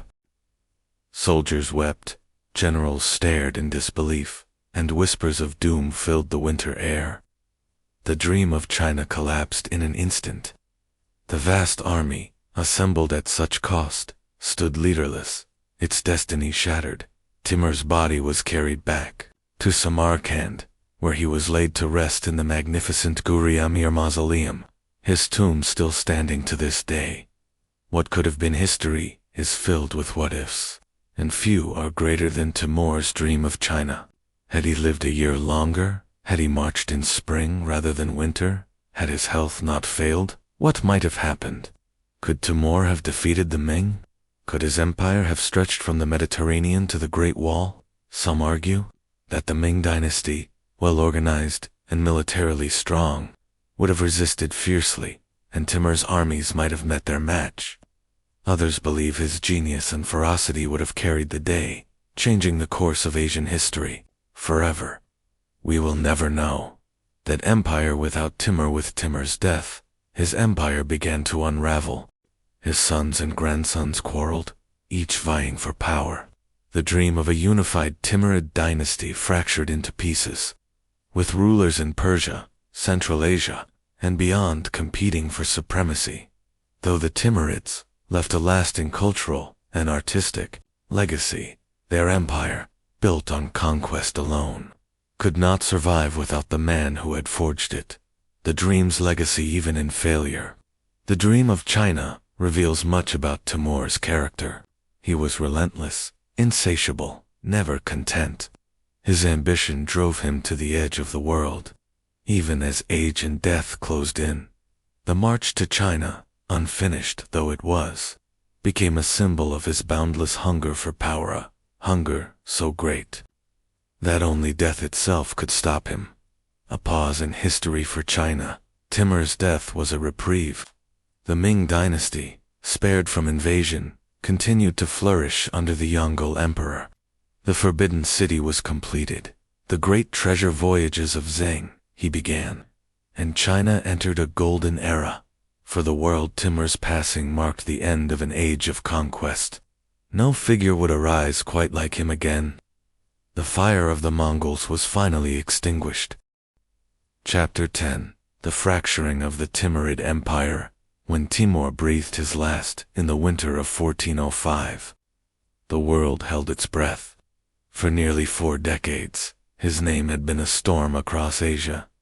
Kings bowed, empires shattered, cities burned, and yet from the dust of conquest rose monuments and gardens that astonished travelers. His death marked not just the end of a man, but the end of an age. The great army assembled to conquer. China disbanded in sorrow and confusion. Soldiers scattered back to their homelands, carrying with them tales of a dream that died in the snow of Otra and at the heart of the empire. In Samarkand, grief mingled with uncertainty, for everyone asked the same question: who would rule after Timur? The problem of succession. Timur left behind no clear succession plan. His empire, stretching from Anatolia to India, was a patchwork of conquered lands, loyal generals, and quarreling family members. Timur had many sons and grandsons, but each had a claim, each had ambition, and each had powerful backers. The empire had been built by his personal authority, his charisma, his ruthless discipline. Without him, the fragile balance trembled. In nomadic tradition, succession often went not to the eldest, but to the most capable. Yet capability was subjective, and in the house of Timur, it was drowned beneath rivalry. The first struggle began between Timur's grandsons, Khalil Sultan, son of Miran Shah, and Pir Muhammad, son of Umar Sheikh. Khalil Sultan was in Samarkand when Timur died. Charismatic and ambitious, he seized the imperial treasury and declared himself ruler. Pir Muhammad, who had been appointed by Timur as his heir, was in Persia, gathering support. Soon, armies marched not against foreign enemies, but against each other, as cousins fought cousins over the throne of Samarkand. Khalil Sultan in Samarkand. Khalil Sultan quickly took control of Samarkand, the jewel of the empire. But his rule was fragile. Chroniclers accuse him of squandering wealth on pleasure, alienating nobles, and neglecting administration. His favoritism toward his beloved wife, Shad Malk, angered the court. Yet despite criticism, Khalil Sultan was not without skill. He managed to hold Samarkand against multiple challengers, his charisma winning him loyalty among soldiers. For a time, it seemed he might establish himself as Timur's true successor, but the empire was too vast, too fractured, and too filled with ambitious princes. Pir Muhammad's struggle in Persia. Pir Muhammad declared his claim. He argued that Timur himself had appointed him heir before the China campaign. He rallied Persian governors and marched eastward, but distance and politics weakened him. Many local rulers hesitated, unwilling to fight on behalf of a distant claimant. Others saw opportunity in chaos and began carving their own territories. Pir Muhammad's campaigns faltered, and his hopes dimmed. The rise of Sharuk amid the chaos. Another figure began to emerge, Sharak, the fourth son of Timur. Unlike his brothers, Sharak was cautious, patient, and pragmatic. He ruled from Herat in Khorasan. Far from the intrigues of Samarkand, Sharak had not been Timur's favorite, nor was he considered a brilliant general, but he was steady, religious, and just a man who preferred administration to conquest, scholarship to bloodshed. In a world weary of endless war, these qualities earned him respect. For now, Sharak bided his time, watching as his nephews exhausted themselves in struggle. The fragmenting empires Khalil Sultan and Pir Muhammad clashed. The empire splintered. In Persia, local dynasties reasserted independence. In Mesopotamia, Karakoyunlu, the black sheep Turkmen, rose to power. In Anatolia, Ottoman princes regained lost ground, rebuilding their strength. In the Golden Horde, Timur's defeat of Toktamish opened the way for new khans to challenge Timurid borders. The great empire Timur had forged with fire and blood was dissolving, piece by piece. Betrayals and deaths. By 1409, Pir Muhammad was assassinated by his own soldiers. Weary of his struggles, Khalil Sultan, besieged by enemies and weakened by internal dissent, finally surrendered to Sharak. Khalil Sultan was allowed to live, a rare mercy in Timurid politics, but stripped of power. He faded into obscurity, a reminder of ambition thwarted, with his rivals gone. Sharak rose as the de facto ruler of the Timurid heartlands. Sharak's rule. Sharak established his capital at Herat, not Samarkand. This decision was symbolic. Where Timur had ruled as a conqueror, Sharak ruled as a patron of culture, religion, and stability. Herat flourished under his care. He encouraged scholarship, rebuilt cities, and patronized artists and architects. His court became a center of Islamic learning, drawing scholars from across the Muslim world. Most importantly, Sharak maintained order through diplomacy, compromise, and patience. He held the Timurid domains together far longer than many expected. Ulugh Beg, in Samarkand, Shruk appointed his son, Ulugh Beg, as governor of Samarkand. Unlike his grandfather Timur, Ulugh Beg was not a warrior, but an intellectual. He built one of the greatest observatories of the medieval world, charted stars with remarkable precision, and turned Samarkand into a beacon of science. Thus, while the empire fractured militarily, it blossomed culturally. The Timurids became remembered not only for conquest, but for their patronage of the arts and sciences. The costs of division. Yet, even Sharak could not fully restore what Timur had created. The empire remained fragile, vulnerable to external enemies. The Ottomans recovered rapidly, turning their gaze once more toward Europe. The Persians slipped further from Timurid control. The steppe tribes continued their raids.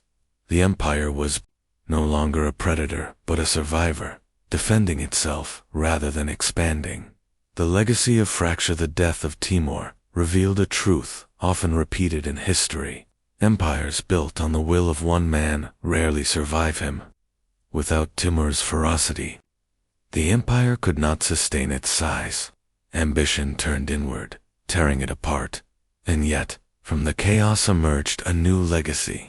The Timurids, under Sharak and Ulugh Beg, became remembered less for war and more for culture, learning, and the flowering of Islamic art.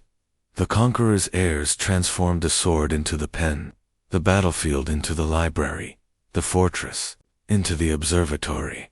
Reflection. Timur had dreamed of a dynasty to rival Genghis Khan's. Instead, he left an empire that fractured within years.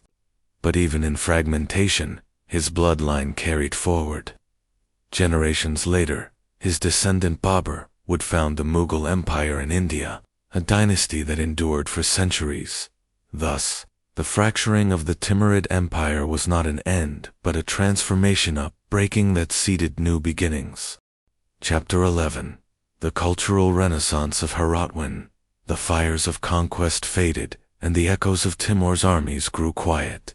Something unexpected began to take root in the heart of the empire. It was not the clash of swords, nor the thunder of hoofs, but the whisper of pens, the strokes of brushes, the careful laying of stone, and the rhythm of poetry. This was the story of Herat, a city that rose from war to become the beating heart of a cultural renaissance that would outlive the empire itself. From conquest to calm. When Timur died in 1405, his empire was in turmoil.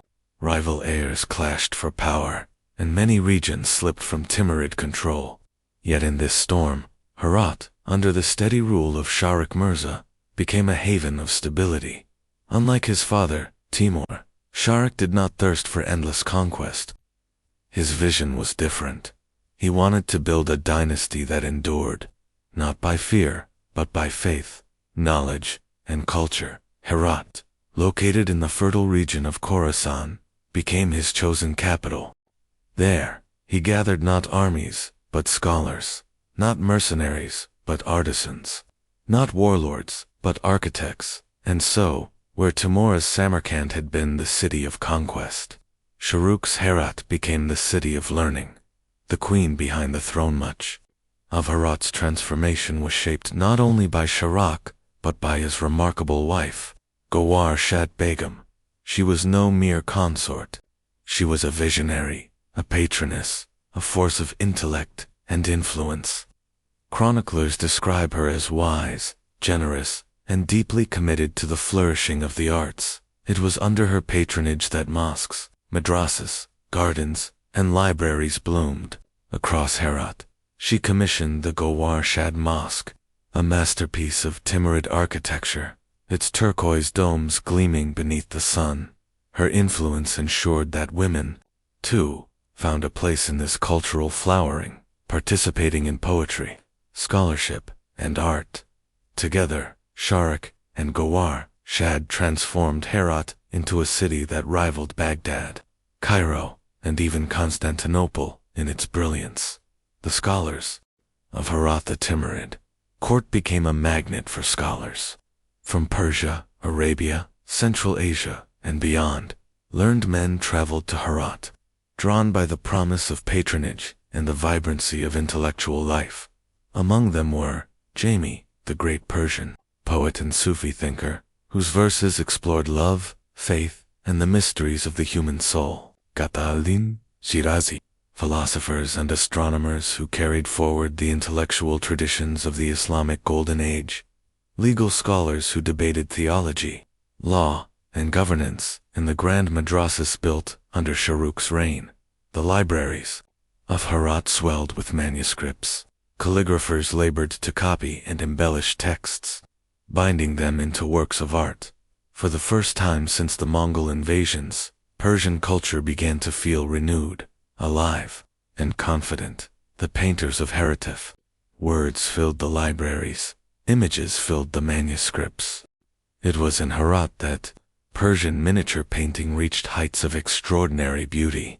Artists such as Kamal Uddin Behzad created illustrations so intricate, so delicate, that they seemed like windows into another world. Scenes of gardens, alive with flowers and birds, kings seated on jeweled thrones, mystical visions rendered in color and gold leaf. These paintings were not mere decoration. They were storytelling, history, and philosophy, expressed in breath. They became treasures, collected and admired across the Islamic world. Architecture of light. Timurid architecture reached its zenith in Herat, inspired by Timur's grand projects in Samarkand, but tempered by Sharuk's love of refinement. Herat buildings blended majesty with elegance, mosques adorned with shimmering tiles, madrasas with soaring iwans, and courtyards filled with fountains. Caravanserais that welcomed traders from China, India, and the Mediterranean. The use of turquoise and lapis lazuli tiles gave the city its nickname, the Pearl of Khorasan. Travelers described Herat at night, its domes glowing under the moon, as if stars had descended to earth. Poetry and music in the courts and gardens. Poetry was recited like music. Persian verse, enriched by Sufi mysticism, found eager audiences. Poets competed to capture the subtleties of love, loss, and the divine. Music, too, flourished. Lutes, drums, and flutes accompanied gatherings, while court musicians composed melodies that blended Turkic, Persian, and Arabic traditions. This harmony of art forms created an atmosphere unlike any other. Herat became not just a capital, but a sanctuary of the human spirit, science and knowledge. The Renaissance of Herat was not limited to the arts. Science, astronomy, and medicine advanced as well. Shahruk's son, Ulugh Beg, though ruling Samarkand, maintained close ties with Herat. His astronomical observatory was among the greatest of its age, and scholars from Herat contributed to his star charts and mathematical works. Doctors in Herat studied the works of Avicenna, refining medical practices and writing treatises that would spread across the Islamic world. This was a society that saw no contradiction between faith and science, poetry and mathematics, art and religion. The role of trade. Herat's prosperity was also built on commerce. Sitting at a crossroads of the Silk Road, the city welcomed caravans from all directions: silks from China, spices from India, gems from Central Asia, and manuscripts from the Arab world, all passed through its bazaars. This wealth funded patronage, but it also brought ideas. Herat was a meeting place of cultures, where Indian fables, Persian epics, and Chinese motifs mingled freely. A city of gardens. Herat was not only a city of stone and tile, but of green, inspired by Persian traditions. Rulers built gardens that symbolized paradise on earth. Geometric layouts with flowing water channels, orchards heavy with pomegranates and apricots, roses and tulips that filled the air with fragrance. These gardens were places of leisure, philosophy, and poetry, refuges, where rulers and scholars alike could withdraw from the burdens of power, challenges beneath the brilliancy. Even in this golden age, shadows lingered. The empire remained fragile, its borders contested by rivals: the Ottomans to the west, nomadic tribes to the north, and the rising powers of Persia. Herat's brilliance was built on wealth that required constant stability, something the Timurids could not guarantee forever. And beneath the harmony of art and learning, the rivalries of princes still simmered, threatening the peace Shahrukh had so carefully nurtured. But for a moment in time, the light of Herat outshone these threats. The Renaissance as legacy. The cultural Renaissance of Herat became the most enduring legacy of the Timurids. When their empire finally crumbled, and new powers rose in their place, the memory of Herat remained. Its poetry influenced generations. Its art shaped the Mughal courts of India. Its architecture inspired builders across Persia and Central Asia. Even centuries later, scholars and artists looked back to Herat as a model of what civilization could achieve when war gave way to wisdom. Reflection: if Timur was the sword of his dynasty, then Shahrukh and Gawar Shad were its pen and brush. They took the spoils of conquest and turned them into beauty. They gave the world not ashes and ruins, but verses, paintings, and shining domes. The cultural renaissance of Herat proved that even the fiercest empire can leave behind more than destruction, that from the ruins of war, a garden of knowledge can grow. Chapter 12. Ulugh Beg and the Stars of Samarkand. Twin. History speaks of kings. It remembers their battles, their crowns, their empires. But sometimes, a ruler's legacy shines not from the sword, but from the stars. So it was with Ulugh Beg, grandson of Timur, prince of the Timurids, and one of the most remarkable astronomers of the medieval world. This is the story of how a city of conquest, Samarkand, became a city of the heavens. A different kind of Prince. Ulugh Beg was born in 1394, during the height of Timur's campaigns. As a child, he witnessed the grandeur of his grandfather's conquests, the endless caravans of riches pouring into Samarkand, the parades of soldiers and captives. But unlike Timur, Ulugh Beg was not captivated by war. He was captivated by the stars. From an early age, He showed a hunger for knowledge that astonished his tutors. He devoured books on mathematics, astronomy, and philosophy. Where other princes rode horses and trained with swords, Ulugh gazed at the sky, wondering what secrets it held. It was said that while Timur dreamed of empires, Ulugh dreamed of the universe. Inheriting Samarkand when Timur died in 1405, chaos erupted. Rival heirs battled for control of the vast empire, and many regions slipped away. Eventually, Ulugh inherited the rule of Transoxiana, with Samarkand as its jewel. He was not a conqueror, like his grandfather. His reign was marked by relative peace, at least compared to the bloodshed of Timur's campaigns. But Ulugh's greatest ambition was not political. His dream was to turn Samarkand into the center of learning for the entire Islamic world. Building the Ulugh Madrasa's first great project was the Ulugh Madrasa, constructed in 1417. This was no ordinary religious school. While it offered the traditional studies of theology and law, Ulugh made sure it also taught mathematics, astronomy, and philosophy. The madrasa's facade was a wonder soaring arches, intricate tilework, and inscriptions that celebrated the pursuit of knowledge. Above its entrance were words that defined Ulugh's vision. The pursuit of knowledge is the duty of every Muslim man and woman. Within its walls, scholars debated, calculated, and dreamed of the stars. For a time, Samarkand became the beating heart of science. Gathering the greatest minds, Ulugh was not content to study alone. He gathered the greatest scholars of his age, creating a court that rivaled even the legendary House of Wisdom in Baghdad. Among them was Qadi Zada al-Rumi, a brilliant mathematician from Anatolia, who became Ulugh's teacher and advisor. Another was Ali Kushji, a polymath who would later carry Timurid knowledge to the Ottoman Empire. Together, they formed a circle of minds unmatched in Central Asia. Their discussions ranged from the movement of the planets to the principles of geometry, from the works of Aristotle to the mysteries of the Quran. It was said that in knowledge flowed like the waters of the Zarafushan River. The Observatory of Samarkand. Ulugh's crowning achievement was the Samarkand Observatory. Completed around 1409, it was one of the most advanced observatories of the medieval world, a marvel of architecture and science.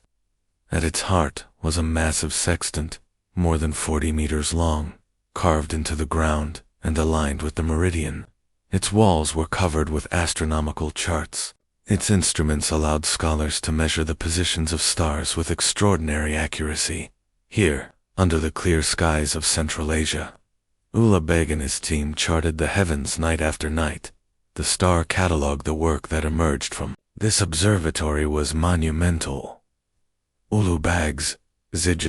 The Sultan's astronomical tables became one of the most accurate star catalogues ever compiled before the invention of the telescope. He identified over 1,000 stars with remarkable precision. He calculated the length of the year at 365 days, 6 hours, 10 minutes, and 8 seconds. In 8 seconds an error of less than 1 minute compared to modern measurements. His catalogue corrected mistakes from Ptolemy's Almagest and built upon centuries of Islamic and Greek astronomy. It was said that his observations were so precise that they would remain unrivaled until the work of Tycho Brahe in the 16th century. A scholar confer, Ulugh, ruling was secondary to studying. He spent hours with his scholars, discussing equations, debating philosophy, and calculating celestial movements. This made him a beloved figure among intellectuals, but it also drew criticism. Some courtiers saw him as too distracted, too gentle, too much a dreamer for the rough world of politics. Where Timur had been feared, Ulugh was respected. Where Timur's empire grew by the sword, Ulugh's grew by the mind. Shadows over the stars, yet even as the observatory flourished, shadows crept closer. The Timurid Empire was weakening. Rival princes fought bitterly for territory. Nomadic Uzbeks began pressing against Transoxiana. Religious conservatives disapproved of Ulugh Beg's focus on science, claiming it distracted from matters of faith. Worse still, Ulugh Beg's own family would betray him. His son, Abd al-Latif, resentful of his father's neglect of politics, conspired against him. The fall of a dreamer in 1449, Ulugh Beg was overthrown by his own son. Within weeks, he was captured and executed while on his way to Mecca. The man who had mapped the stars died not on the battlefield, but as a victim of treachery. The observatory, too, suffered. In the turmoil that followed, it was destroyed by zealots. Its walls were torn down, its instruments broken, its glory lost to dust. The legacy that lived unanned, yet Ulugh Beg's legacy did not vanish. His star catalogue survived, copied, and preserved by scholars. It reached Istanbul, India, and eventually Europe, where it influenced Renaissance astronomers to this day. His measurements astonish historians of science. In Samarkand, the ruins of his observatory remain silent, reminder that in the heart of an empire built by conquest, there once lived a king who loved the stars. Reflection: if Timur was the conqueror who built Samarkand with blood, Ulugh Beg was the dreamer who rebuilt it with knowledge. His life was tragic, ending in betrayal, but his work transcended death. He showed that empires rise and fall, but truth endures, that the stars remain, no matter how dark the night below. Chapter 13. The fracturing of the Timurid Empire. Are fragile things. They are not made of stone or steel, but of loyalty, memory, and bloodlines. When the bonds that hold them together weaken, even the mightiest empire can unravel into dust. Such was the fate of the Timurid Empire after the death of Ulugh Beg. What Timurid had built with the sword and Ulugh Beg had adorned with knowledge now stood at a crossroads. Would it endure, or would it break apart under the weight of its own ambitions? The aftermath of Ulugh Beg's fall, the execution of Ulugh Beg in 1449, marked more than the death of a scholar. It was a signal to the world that the Timurids were vulnerable, torn not by external enemies, but by their own blood. His son, Abd al-Latif, seized the throne of Samarkand, yet his rule was short-lived. The very conspiracies that had raised him to power soon conspired against him. Within a year, Abd al-Latif himself was assassinated, struck down by rivals who found him unworthy to rule. The throne passed again, this time to Abdullah Mirza, another member of the sprawling Timurid family. But the empire was no longer whole. Too many princes, too few thrones. Timur, in his lifetime, had fathered many sons and grandsons. This, once a sign of strength, now became a curse. Each branch of the family believed it had a rightful claim to the throne. Each prince wanted his own share of the empire, and each, in turn, was willing to fight for it. From Herat to Balkh, from Samarkand to Shiraz, Timur's descendants carved the empire into pieces. Brothers fought brothers, cousins battled cousins, and soldiers once united under the banner of the three rings of Timur, now marched against one another. The empire that had stretched from Anatolia to India was splintering before the eyes of the world. Herat, a city of beauty amid the chaos. One city emerged as a beacon, Herat, in present-day Afghanistan. By the mid-15th century, Herat became the new cultural heart of the Timurids. It was here that Sultan Hussein Baykara, a later Timurid ruler, would foster poets, artists, and thinkers who carried on the glory of the dynasty, even as its political power waned. But for now, in the years after Ulugh Beg's fall, Herat was one of many contested thrones. The city changed hands between rival Timurid princes, its people enduring endless sieges and shifting allegiances. And yet, despite the bloodshed, the flame of culture in Herat never dimmed. Even as swords clashed outside its walls, inside, calligraphers inked masterpieces, and poets sang of both love and loss. The Uzbek threat as the Timurids fought among themselves. A storm gathered on their borders to the north. The Uzbeks, led by the ambitious Abokir Khan, were growing stronger, descendants of nomadic steppe tribes. They saw in Transoxiana a land ripe for conquest, where once Timur had crushed the nomads with fire and steel.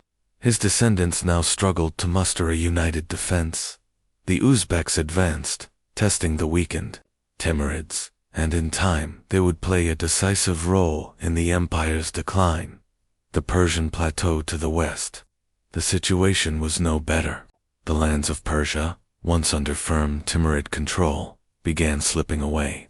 Local dynasties, most notably the Kara-Koyunlu Black Sheep and their rivals, the Aq-Koyunlu White Sheep, seized power.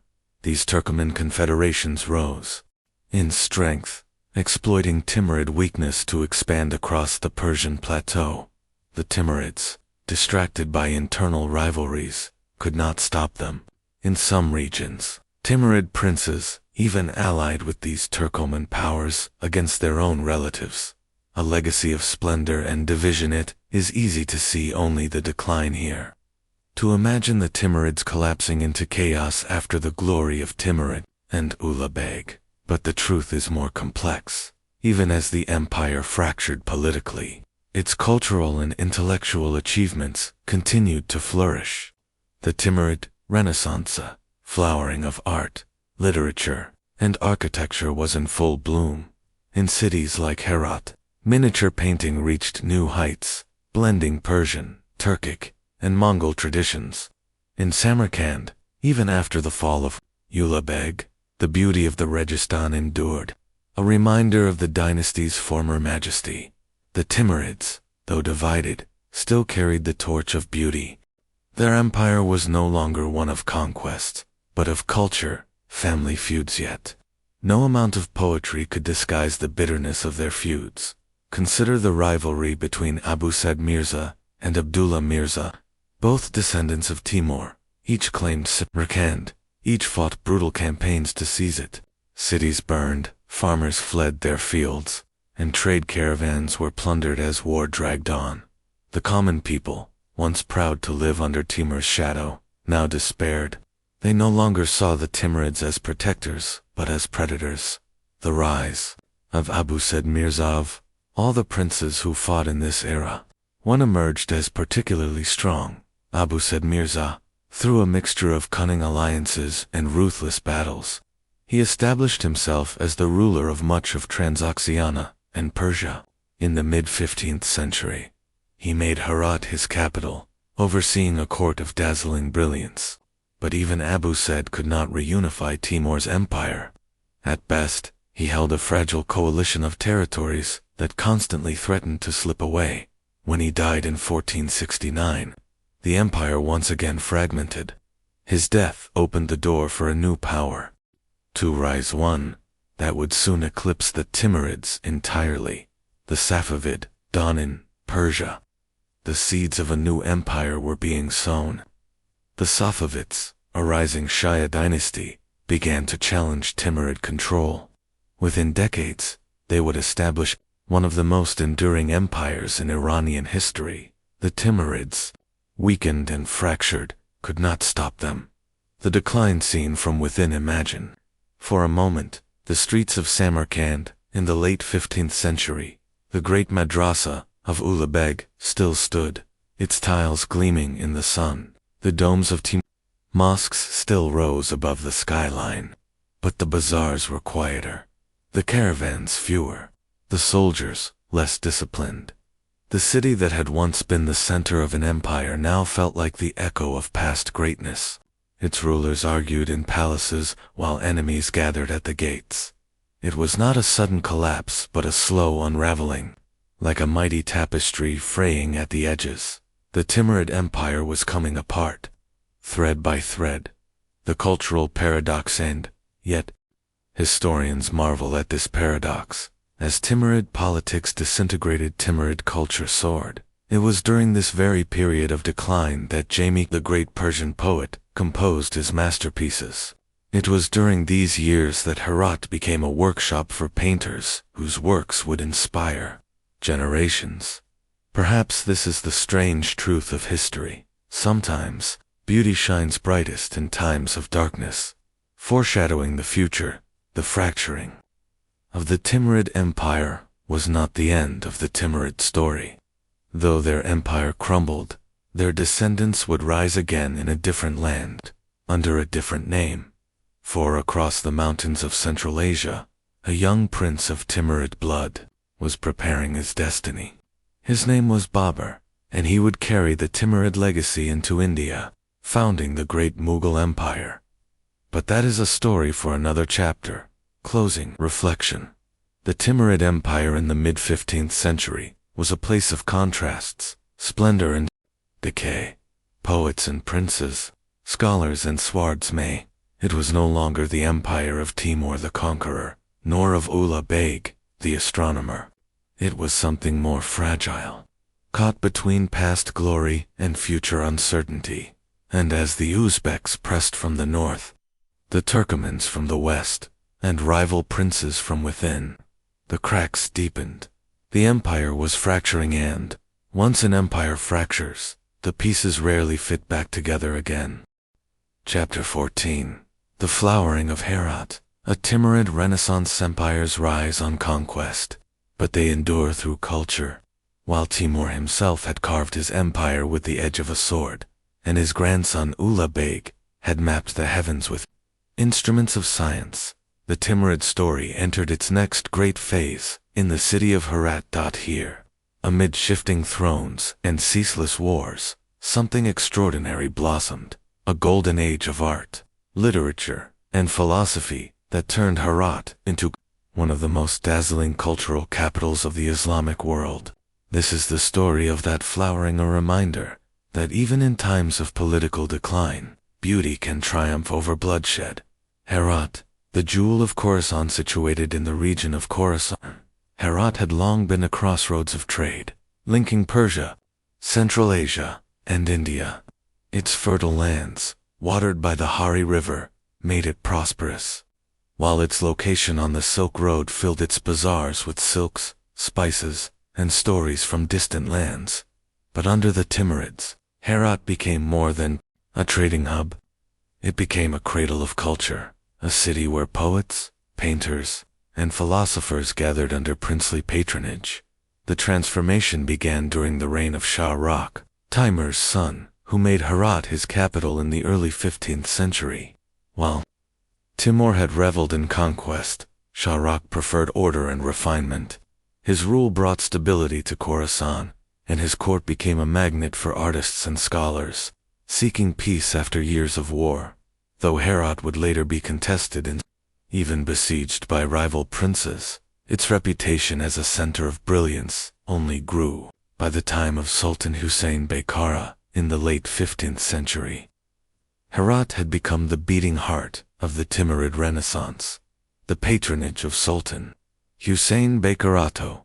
Understand Herat's flowering, one must understand its patron, Sultan Hussein Baykara, 1469 to 1506. Hussein was no Timur. He was not a conqueror of continents. Instead, he was a lover of music, poetry, and elegance. Under his rule, Herat became a city where the arts flourished as never before. At his court stood Alashir Navia, his close friend and vizier, a man whose name would echo through centuries of Central Asian history. Together, Sultan Hussein and Navia created an atmosphere where creativity was celebrated and genius rewarded. The court of Herat glittered with poets, painters, architects, and musicians. Even as the Timurid political empire waned, its cultural empire reached dazzling new heights. Alashir Navia, the voice of a people no figure, symbolizes the brilliance of Herat's cultural life more than Alashir Navia, born in 1441. Navia was a poet, linguist, and statesman. His genius lay in elevating the Chagatai Turkic language, the mother tongue of the Timurids, into a refined literary medium.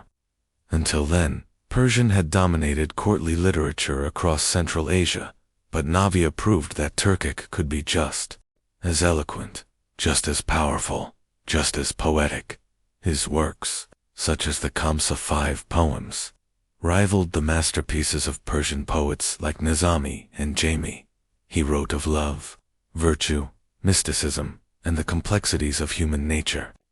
In doing so, he gave the Turkic peoples a literary heritage that remains alive today.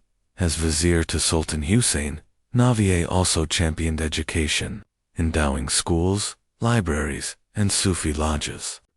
He believed that the soul of a people was as important as their armies, and he dedicated his life to enriching both to this day. In Central Asia, Alishir Navaya is revered not only as a poet, but as a father of culture. Jami, the last great Sufi poet Herat's brilliance, was also illuminated by Nur Adiddin Jami, 1414 sampai 1492, one of the last great classical Persian poets. Jami's poetry fused spirituality with philosophy. He was a Sufi mystic, and his works explored themes of divine love, morality, and the journey of the soul toward God. He wrote in many forms ghazals, masnavis, prose treatises, and his works were celebrated not only in Herat, but across the Persian-speaking world. Even the Ottoman sultans and Mughal emperors admired Jami's verses. In Herat, Jami became a teacher and spiritual guide, inspiring generations of poets and thinkers. His presence in the city gave the Timurid Renaissance a soul, grounding its worldly brilliance in timeless wisdom. The school of Herat, a painting revolution of poetry, was the voice of Herat. Painting was its vision. The Herat school of miniature painting emerged as one of the most refined artistic movements of the Islamic world, under the patronage of Sultan Hussein and Alishir Navia. Painters perfected the art of delicate brushwork, vivid color, and intricate detail. Figures like Kamal al-Din Behzad, the master painter of Herat, transformed miniature art. His works illustrating epic poems and courtly tales brought scenes to life with extraordinary dynamism. Unlike earlier miniatures, Behzad's paintings conveyed emotion and movement, making viewers feel as if they were inside the story. His masterpiece, The Seduction of Yusuf, based on the Quranic tale of Joseph and Zuleika, remains one of the most celebrated paintings in Islamic art. In it, Behzad combined architecture, perspective, and human emotion in a way that was revolutionary. Behzad's art would later influence Mughal painters in India, carrying the Timurid artistic legacy. Far beyond Herat, architecture of grace, the Timurids had always been great builders. Timur himself had filled Samarkand with monuments, each more ambitious than the last. But in Herat, architecture took on a different character. Instead of overwhelming grandeur, there was elegance and grace. Mosques, madrasas, and caravanserais were built with flowing lines, intricate tile work, and a harmony that seemed to reflect the city's cultural ideals. The Friday Mosque of Herat, originally founded earlier but expanded under the Timurids, became a showcase of glazed tiles and sweeping courtyards. Its walls shimmered with blues and whites, echoing the heavens above. These buildings were not merely functional, they were symbols of a world where art, faith, and daily life were woven together. Music, and the soul of Herat, the flowering of Herat, was not limited to the eye and the mind. It reached the ear as well. The city became a center for music, where court musicians and Sufi mystics developed new melodies and instruments. The influence of Persian, Turkic, and Mongol traditions blended into a unique Timurid sound. Music filled the palaces of Sultan Hussein, but it also resonated in the gatherings of Sufi dervishes. For them, music was a pathway to divine ecstasy, a way to bridge the earthly and the eternal. Thus, in Herat, music became both entertainment and enlightenment. The role of Sufism. Herat's cultural flowering was deeply connected to Sufism, the mystical dimension of Islam. Sufi orders flourished in the city, offering spiritual guidance and providing spaces for reflection, poetry, and music. Figures like Jami bridged the gap between the court and the Conqueror, Sufi lodge, reminding rulers that power was fleeting, but wisdom eternal. This spiritual undercurrent gave Herat's Renaissance a depth that was more than ornamental. It was not merely a display of wealth, it was an exploration of meaning, a city of contrasts. Yet Herat's brilliance was not without shadows. Outside the walls of libraries and gardens, the empire was fracturing. Rival Timurid princes fought bloody wars across Central Asia. The Uzbeks pressed from the north. The Turkomans threatened from the west. Herat itself endured sieges and betrayals. At times, its prosperity seemed on the brink of collapse. And yet, the city endured. It is as though Herat shone brightest, precisely because the world around it was crumbling. Like a lamp burning in darkness, its light was all the more precious. The transmission of knowledge, what made Herat's flowering so remarkable, was not only its brilliance, but its influence. The manuscripts produced in Herat traveled far beyond its walls, carried by merchants and scholars across the Islamic world, in the Ottoman Empire, in Persia, in Mughal India. The styles of Herat's calligraphy, its miniatures, its poetry, were imitated and celebrated. Thus, even as the political Timurid Empire collapsed, its cultural empire stretched across continents. Herat, and the memory of empire for the Timurids. Herat became a kind of redemption. They could no longer command vast armies or rule distant lands, but in Herat, they could shape something longer lasting. The memory of beauty. Timur had sought immortality through conquest.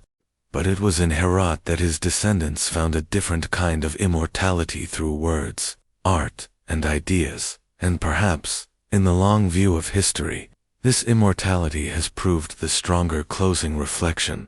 The flowering of Herat is one of history's paradoxes. How could such brilliance emerge in an empire already breaking apart?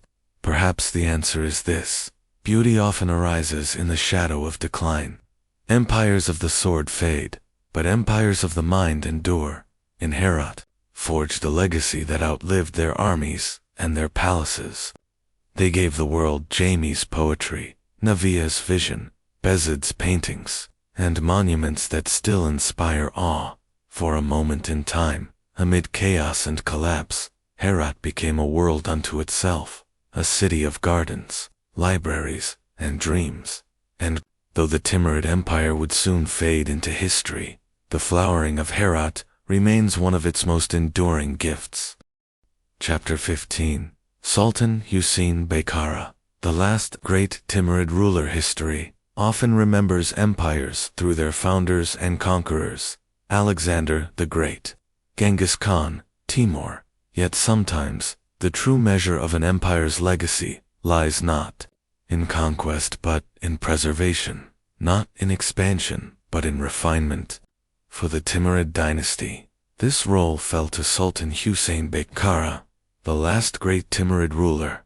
While Timur had been the empire's iron fist, and Ula Beg its astronomer prince, Hussein Baykara became its philosopher king. His reign in Herat, 1469 to 1506, marked both the final flowering of Timurid power and the bittersweet twilight of its grandeur.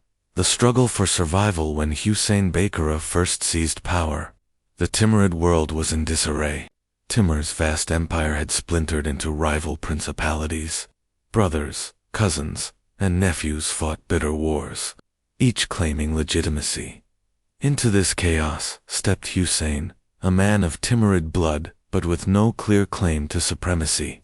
Born in 1438, he had spent much of his youth wandering between courts and battlefields, sometimes in exile, sometimes in service to other lords. In 1469, seizing an opportunity, Hussein entered Herat, the jewel of Khorasan, and declared himself ruler. His rise was anything but certain. He faced threats from rival Timurids, from the Aq Koyunlu Turkomans to the west, and from the rising Uzbeks in the north. And yet, through a mixture of cunning diplomacy, battlefield tenacity, and sheer good fortune, he managed to hold Herat for nearly 4 decades, a remarkable feat in an age of constant upheaval. The character of a King Hussein Baykara was no mere warlord. Contemporary chronicles describe him as tall and dignified, with a calm presence that inspired loyalty. Unlike Timur, he did not delight in conquest or cruelty. Instead, he was introspective, a lover of books, gardens, and music. He was also a deeply spiritual man. Though he wielded power with firmness, he was drawn to Sufi mysticism and surrounded himself with poets, scholars, and philosophers. For Hussein, ruling was not merely about surviving. It was about cultivating a civilization worth remembering. Al-Ashur Navaya, the king's companion. Every great ruler has a trusted companion, a voice of reason in times of doubt. For Hussein Bakara, that figure was Ali-Shir Nafai. Nafai, the poet and statesman, became Hussein's closest friend and vizier. Together, they guided Herat into an era of unprecedented cultural brilliance, while Hussein provided protection and resources. Navia provided vision and artistry.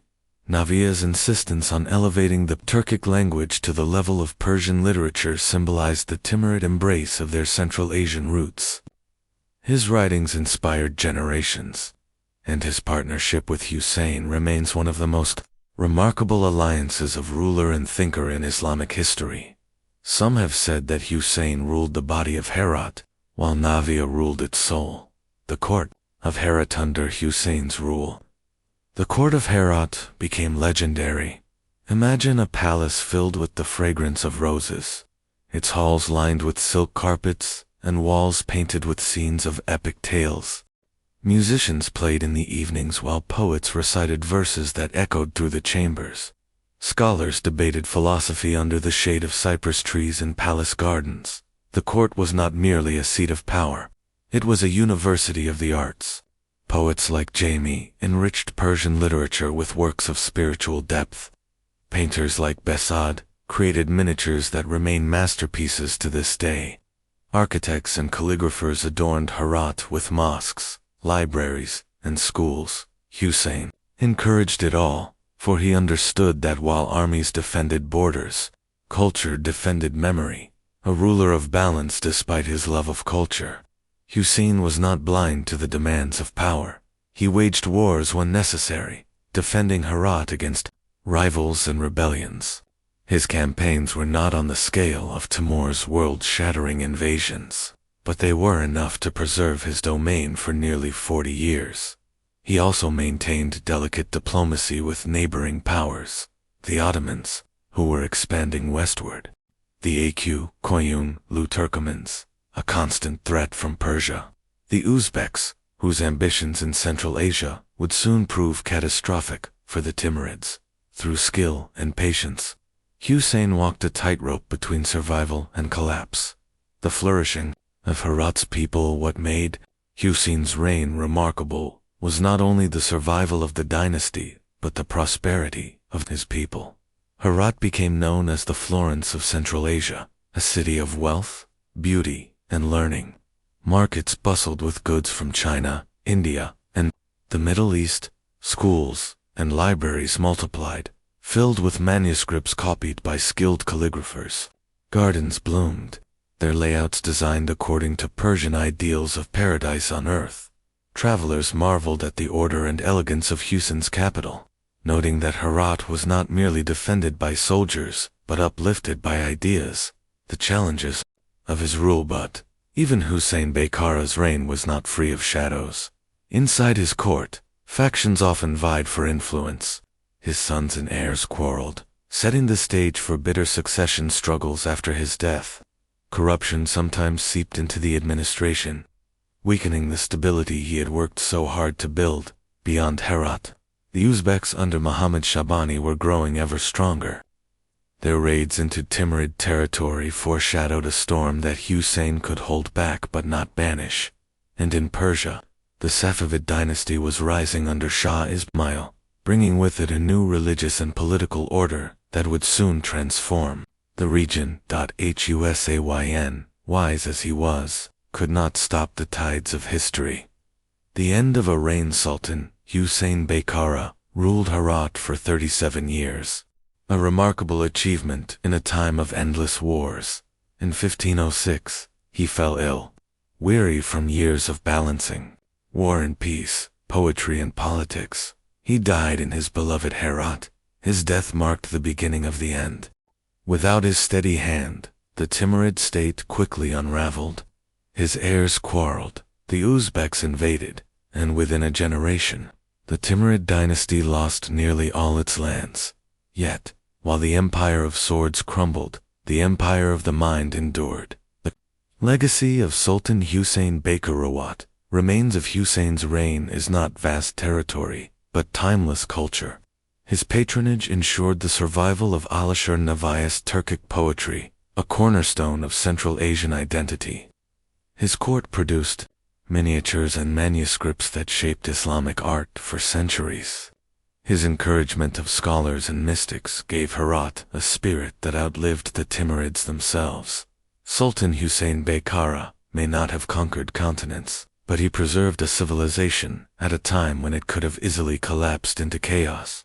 In doing so, he became the last great Timurid ruler, a bridge between the age of conquest and the age of memory. Closing reflection: history often celebrates the conqueror who builds, but it should also celebrate the custodian who preserves. Hussein Beykara was such a man. His reign reminds us that greatness is not only measured in armies and battles, but in the ability to protect beauty in a world of violence. In Herat, he nurtured a flame that continues to glow in literature, art, and history. And though his dynasty fell, his city became a legend. Remembered as one of the greatest centers of culture the Islamic world has ever known, Hussein Beykara's story is not just the story of a ruler, it is the story of a final bloom, a last golden light before the shadows of decline. Chapter 16. The Uzbeks and the fall of the Timurids. Gathering storm: every empire has its end. And for the Timurids, the shadow of destruction came from the north. For decades, Central Asia had been a contested space, a region where nomadic tribes, settled kingdoms, and rising powers clashed for dominance.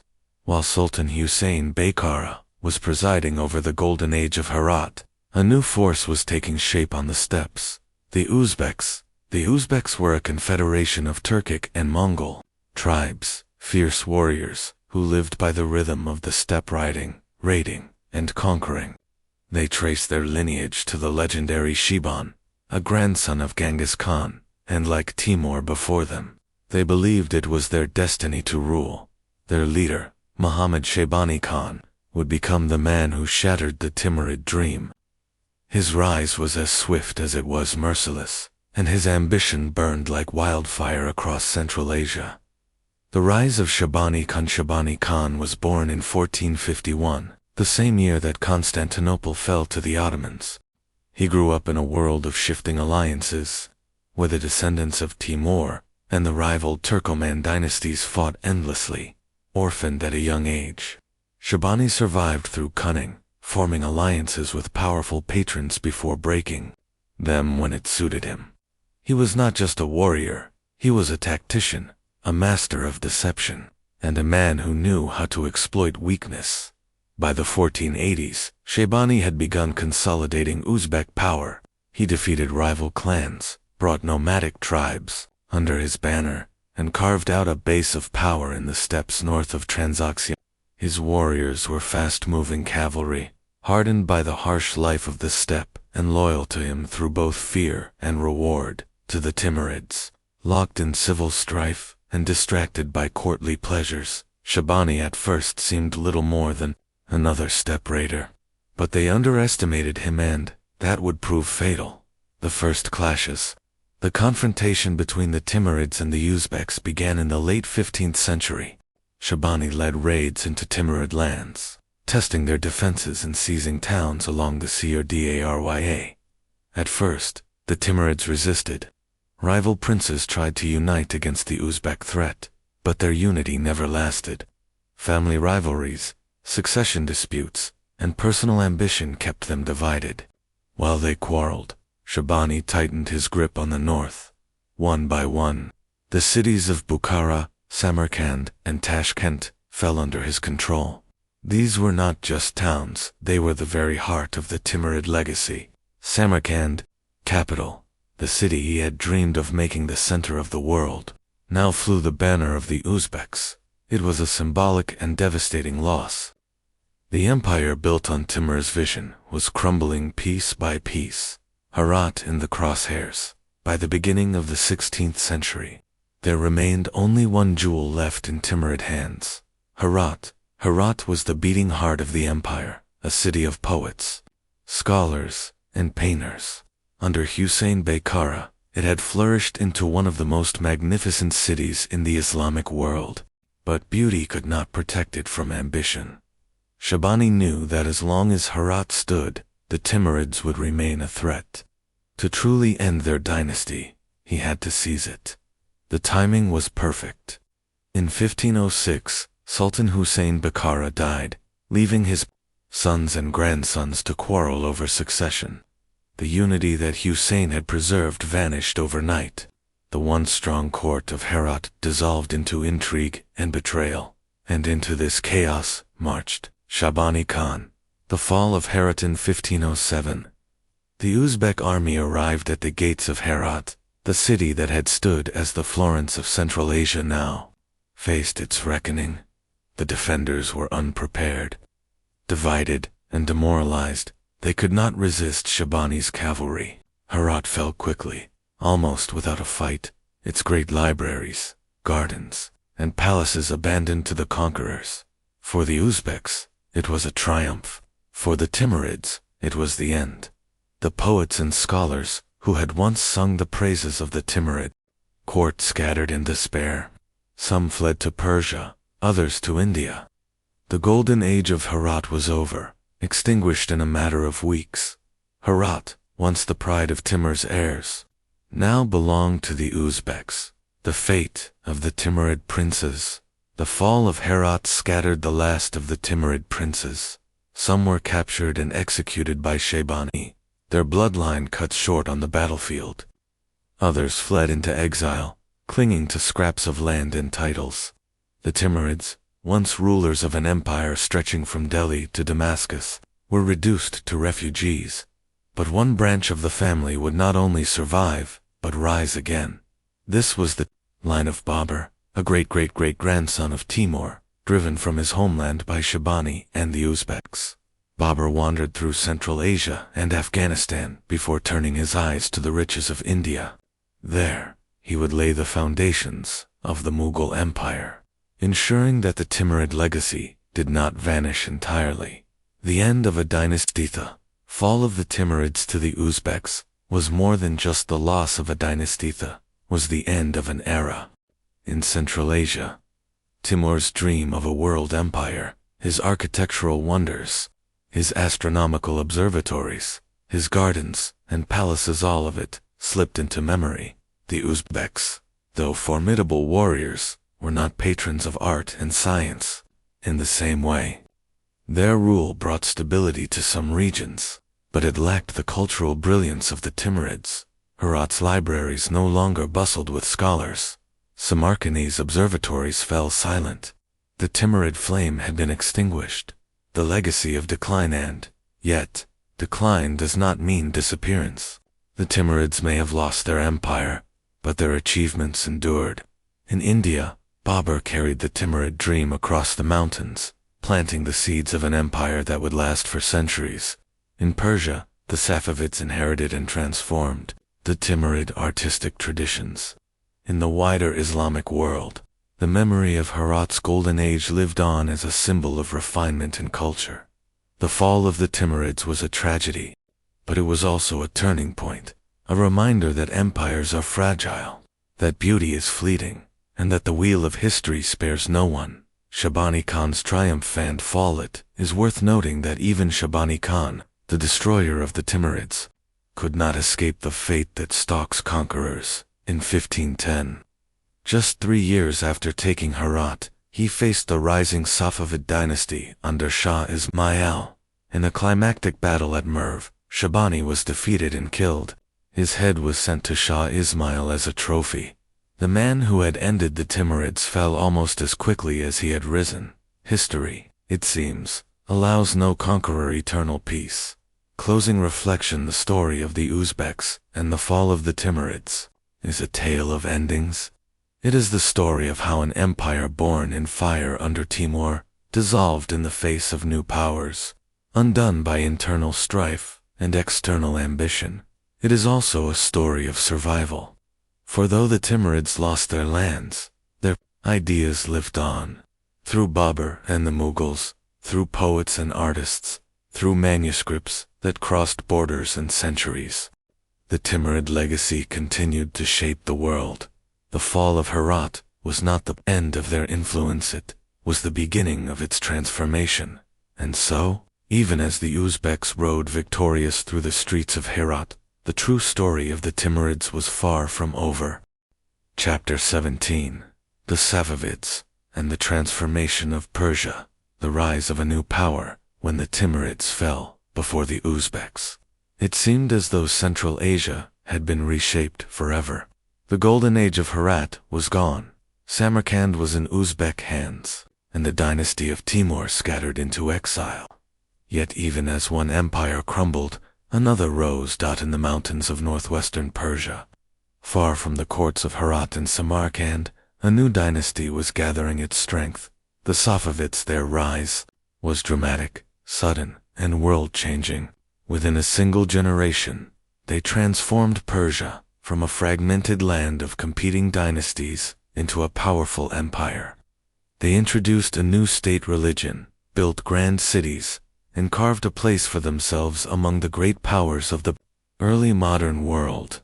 The story of the Safavids is not just about empire, it is about identity, faith, and how the echoes of the Timurid legacy would be reshaped in new and surprising ways. The roots of the Safavids began not as conquerors but as a religious movement. Their founder, Sheikh Sofi el-Din d. 1334, was a Sufi mystic from Ardabil in northwestern Persia. His spiritual community, known as the Safaviya order, attracted disciples across the region. By the late 15th century, however, the Safaviya had changed. Under the leadership of Sheikh Junaid and Sheikh Haydar, the order evolved into something much more militant. Its followers, known as the Kizilbash Redheads for their crimson hats, were fanatically loyal, combining religious zeal with military fervor. This transformation set the stage for one of the most extraordinary figures in Persian history, Ismail I. The rise of Ismail I. Born in 1487. Ismail was only a child when his father, Sheikh Haydar, was killed in battle. His youth was spent in hiding, moving from one refuge to another, as enemies of the Safaviya sought to destroy his line. But like Timur and Shabani before him, Ismail had the gift of destiny. By the age of 12, he had emerged from obscurity, rallying the Kizilbash under his banner. With their support, he launched a series of campaigns across Persia, defeating rival rulers and seizing control of city after city. In 1501, at the astonishing age of 14, Ismail entered Tabriz and declared himself Shah of Persia. It was the birth of the Safavid Empire. The religious revolution. Ismail's rule was revolutionary in more ways than one. Unlike the Timurids, who had embraced Sunni orthodoxy, Ismail declared Twelver Shi'ism the official religion of his new empire. This was a radical move. The majority of the population in Persia at the time was Sunni, and Shi'ism had often been a minority tradition. But Ismail was determined to reshape the spiritual identity of his people. Through state support, clerical institutions, and sometimes brutal enforcement, Shi'ism spread across Persia. Mosques were converted, sermons rewritten, and a new religious identity forged. This decision would have consequences lasting to the present day. It is because of the Safavids that modern Iran is a Shia-majority country. The defeat of Shabani Khan for the exiled Timurids and their conquerors, the Uzbeks, the rise of the Safavids, came as a shock. Shabani Khan, who had just conquered Herat and driven the Timurids into exile, suddenly found himself facing this new power. In 1510, the two forces clashed near the oasis city of Merv. Shabani, confident in his cavalry, underestimated the discipline and zeal of the Qizilbash. The battle was fierce, but in the end, the Uzbeks were overwhelmed. Shabani Khan himself was killed, his head presented to Ismail. The death of Shabani was more than just the fall of a rival, it was the end of Uzbek expansion into Persia and the vindication of Ismail's vision. Where the Timurids had fallen, the Safavids had triumphed. The Safavids and the Timurids, a continuity of legacy. Though the Safavids were very different from the Timurids, they inherited much of their cultural and political world. Many of the artists and scholars who had fled the fall of Herat found new homes in Safavid Persia. Timurid traditions of architecture, miniature painting, and calligraphy were adopted and transformed under Safavid patronage. Even Ismail himself, despite his Shia reforms, drew upon the Timurid image of the warrior king, chosen by destiny. The fall of one dynasty had fertilized the ground for another. The clash with the Ottomans, the rise of the Safavids, brought them into immediate conflict with another superpower, the Ottoman Empire. The Ottomans, who had conquered Constantinople in 1453 and were rapidly expanding into Europe and the Middle East, were Sunni to the core. They saw Ismail's Shia revolution as a dangerous threat, both religiously and politically. In 1514, the Ottoman Sultan Selim I marched east with a massive army. The two forces met at the Battle of Chaldiran. The Safavids, despite their zeal, were no match for the Ottomans' advanced weaponries, especially their cannons and muskets. Ismail suffered a crushing defeat, and Tabriz briefly fell to the Ottomans. This battle was a turning point. It marked the beginning of a long rivalry between the Ottomans and Safavids, one that would shape Middle Eastern history for centuries. Persia reborn. Despite the loss at Chaldiran, the Safavids endured. Ismail reorganized his empire, centralizing administration, strengthening the loyalty of the Qizilbash, and enforcing Shia orthodoxy. Persia, long fragmented under competing dynasties, was now unified under a single banner. Its identity as a Shia state set it apart from both the Sunni Ottomans and the Sunni Uzbeks, carving out a unique place in the Islamic world. In many ways, this was the true transformation of Persia, from a land of competing tribes and princes, into a distinct empire with a clear cultural and religious identity. The Safavid Golden Age. Though Ismail's reign was turbulent, the groundwork he laid would flourish under his successors. Shah Abbas, the Great, who came to power in 1588, would preside over the Safavid Golden Age, building stunning architecture, reforming the military, and turning Isfahan into one of the most magnificent cities in the world. But even in Abbas' achievements, one can see the lingering influence of the Timurids. The love of art, the patronage of learning, the grandeur of architecture, all were echoes of the Timurid heritage reborn under new rulers. The Timurid legacy transformed the Safavids, represented both continuity and change. They continued the Timurid traditions of cultural brilliance and imperial ambition. They broke with the Timurids in religion, forging a Shia identity that reshaped Persia. They faced the same challenges the Timurids had: rival powers to the east and west, struggles over succession, and the difficulty of ruling a diverse empire. Where the Timurids had fallen to the Uzbeks, the Safavids had not only survived, but built something lasting. The shadow of Herat. Yet, even as the Safavids flourished, the memory of Herat lingered. Scholars in their courts still spoke of Jami's poetry, Bezid's art, and Allah Beg's observatorius. Herat was gone, but its influence lived on in every manuscript copied, every miniature painted, and every dome raised in Safavid Persia. The Timurids had lost their empire, but not their spirit. Closing reflection: the story of the Safavids is one of transformation. Where the Timurids crumbled before the Uzbeks, the Safavids rose from obscurity to forge an empire. Where the Timurids had been Sunni conquerors, the Safavids were Shia revolutionaries. Where the Timurids dreamed of empire but lost it, the Safavids reshaped Persia into a unified, enduring state. And yet, beneath the differences, the line of connection remains clear. The fall of the Timurids created the conditions for the rise of the One dynasty's end was another's beginning. History, it seems, is never an empty stage. It is a chain of inheritances, a series of transformations, where the ashes of one empire feed the fire of another. Chapter 18. Babur and the Mughal Dawn, the last Timurid prince. By the late 15th century, the once mighty Timurid Empire was fractured. The great cities of Samarkand and Herat had fallen to the Uzbeks, and the descendants of Timur were left wandering.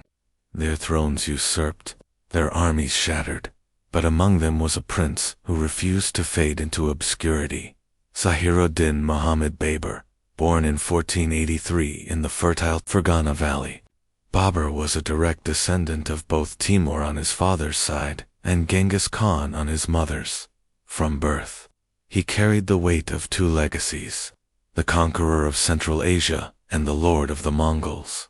Yet Babur's story was not one of smooth inheritance. It was one of struggle, exile, and relentless determination. A childhood of wars. When Babur was just 12 years old, his father died suddenly, leaving him ruler of Fergana.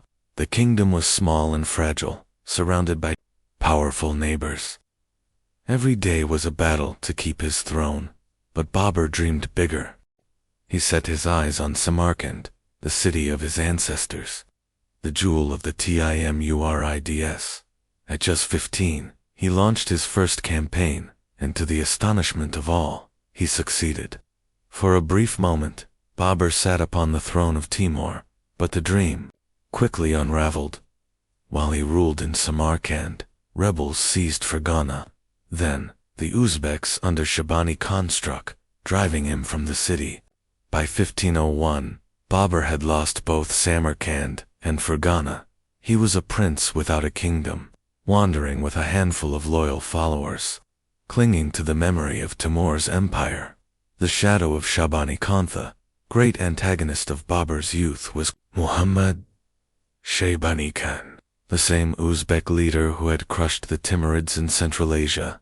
Shabani was ruthless and cunning, and wherever Babur turned, the Uzbek threat loomed. Time and again, Babur tried to reclaim Samarkand, only to be defeated and forced into retreat. In his memoirs, the Baburnama, Babur writes, with both bitterness and admiration of his enemy. Shabani was the embodiment of everything that had destroyed his ancestors' glory. Yet fate had its own plans. In 1510, Shabani was killed by the Safavid Shah Ismail at the Battle of Merv. For Babur, it was a moment of hope. His enemy was gone, and Samarkand seemed within reach. The Persian connect. Shabani's death. Babur allied himself with Shah Ismail of Persia. With Safavid support, he once more marched on Samarkand and took the city in 1511. But victory came with a price. To secure Persian aid, Babur had to adopt Shia religious practices in a land that was overwhelmingly Sunni. His subjects resented the foreign influence, and rebellion quickly spread. By 1512, Babur had lost Samarkand yet again. This defeat marked the end of his Central Asian ambitions. The city of Timur was lost to him forever. But out of this failure, a new path would emerge, one that would lead Babur south, across the mountains, into India. Turning to the South, India had long been a land of wealth and wonder to Central Asian rulers. For centuries, waves of invaders from the Ghaznavids to the Delhi sultans had crossed the passes of the Hindu Kush to plunder its riches. For Babur, India was more than just a prize. It was a chance to start anew. He could no longer reclaim Samarkand, but perhaps he could build a new empire on the plains of Hindustan. In 1526, Babur led his forces across the Indus River and marched toward Delhi, then ruled by Ibrahim Lodi, the last of the Delhi sultans. The Battle of Panipat, April 21, 1526. The two armies met on the fields of Panipat, north of Delhi. The numbers were staggering. Ibrahim Lodi commanded over 100,000 troops and 1,000 war elephants. Babur had just 15,000 men. By any measure it seemed hopeless. But Babur brought with him something new: gunpowder weapons. His army was trained in the use of cannons and matchlock muskets, weapons rarely seen in India at the time. Babur arranged his forces with brilliant strategy, using trenches and carts to shield his cannons. As the Sultan's elephants charged, they were met with thunderous volleys of cannon fire. Panic spread through the Lodi army. By the end of the day, Ibrahim Lodi was dead, his army shattered, against impossible odds. Babur had won the victory at Panipat, marked the birth of a new empire, the Mughal Empire, the Mughal vision with Delhi captured. Babur proclaimed himself Emperor of Hindustan. But unlike the plunderers of old, Babur did not intend to merely raid India. He intended to rule it. In his memoirs, he marvels at the richness of the land, the fruits, the rivers, the cities. He describes India's beauty in detail, though also its strange customs and unfamiliar climate. Babur's dream was to create in India what he had lost in Central Asia: a stable dynasty, a lasting empire, a home for his descendants. And though his reign would be short, he died in 1530 at the age of 47, his vision would endure. His son Humayun, his grandson Akbar, and his descendants would build one of the greatest empires in world history. The Timurid legacy in India, the Mughal Empire, was not simply an Indian dynasty, it was the continuation of the Timurid legacy. Babur's descendants traced their legitimacy back to Timur and Genghis Khan. The art, architecture, and culture of the Mughals carried the imprint of Herat and Samarkand. Persian language and literature flourished at the Mughal court, linking Delhi to the cultural world of Central Asia. In this way, the Timurids, though defeated in their homeland, found a new life in India. Their empire had not died, had migrated, the dawn of a new age. Babur's conquest of India was not the end of his journey, but the beginning of one of history's most extraordinary stories. From his struggles in Samarkand to his triumph at Panipat, Babur's life embodied resilience. He was a man who lost everything, time and again, but refused to surrender. When the doors of Central Asia closed, he forced open the gates of India. Through him, the Timurids rose again, not in Samarkand or Herat, but in Delhi, Agra, and Lahore. This was the Mughal dawn, the rebirth of Timurid glory on Indian soil. Closing reflection: the story of Babur is a bridge between two worlds.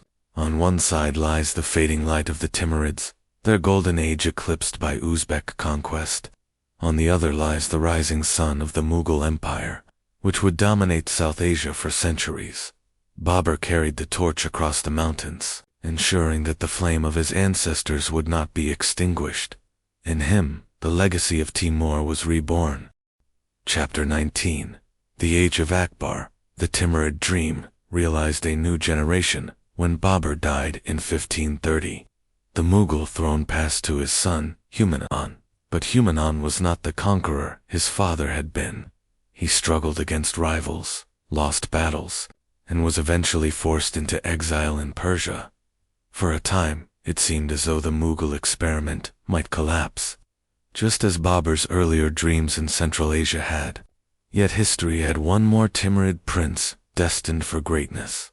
In 1542, in the desert fortress of Samarkand, a boy was born to Humayun. His name was Jalaluddin Muhammad Akbara, name that would echo through centuries.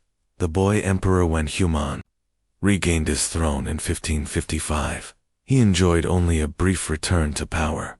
Within a year, he died in an accident, leaving the empire to his 13-year-old son. Akbar was crowned emperor in 1556, far too young for such a burden. His early reign was threatened almost immediately by rebellion. At Panipat, the same battlefield where his grandfather had triumphed, Akbar's forces once again clashed with a rival claimant. Under the guidance of his regent, Bairam Khan, Akbar's army secured victory. It was a sign. The boy would not only survive, he would thrive, forging the empire unlike his father. Akbar proved to be a ruler of extraordinary vision. From his teenage years, He showed a determination to build an empire greater than anything the Timurids had known. He expanded Mughal territory through relentless campaigns.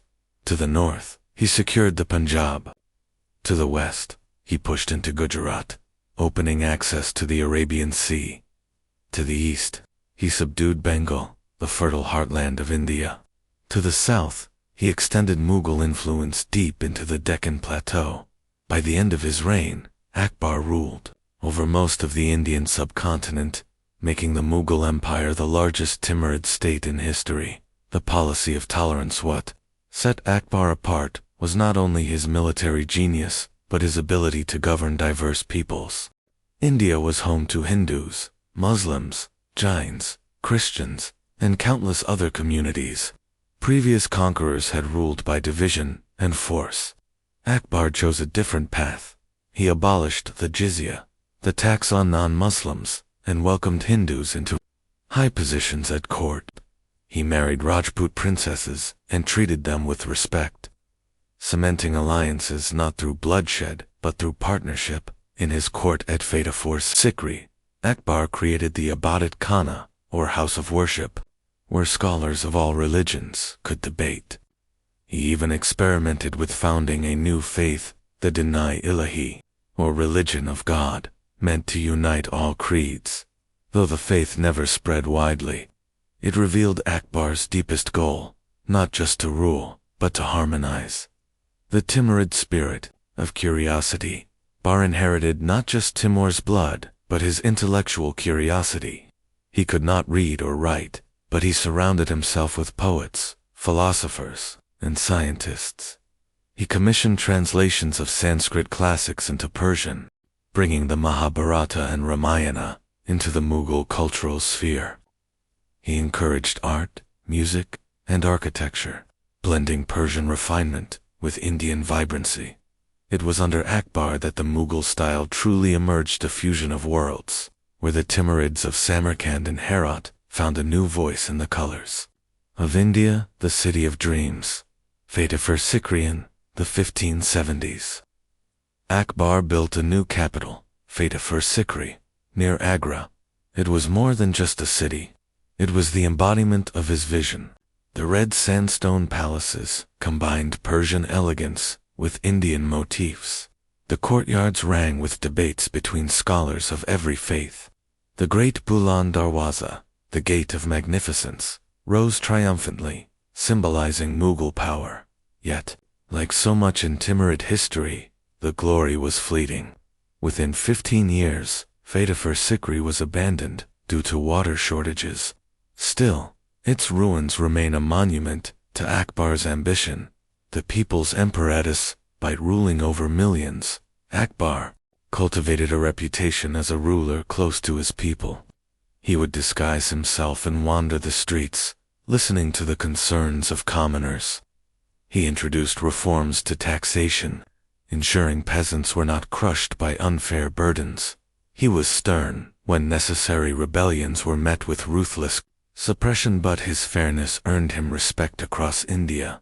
The people called him Akbar the Great, the Timurid flame in India. What made Akbar's reign so remarkable was how clearly it continued the Timurid legacy.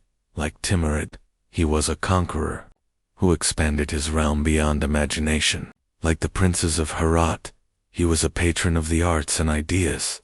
But unlike many of his ancestors, Akbar sought unity rather than destruction. In him, the Timurids reached their fullest flowering not in Samarkand or Herat, but in Delhi and Agra, where Persian, Indian, and Central Asian worlds blended into something new.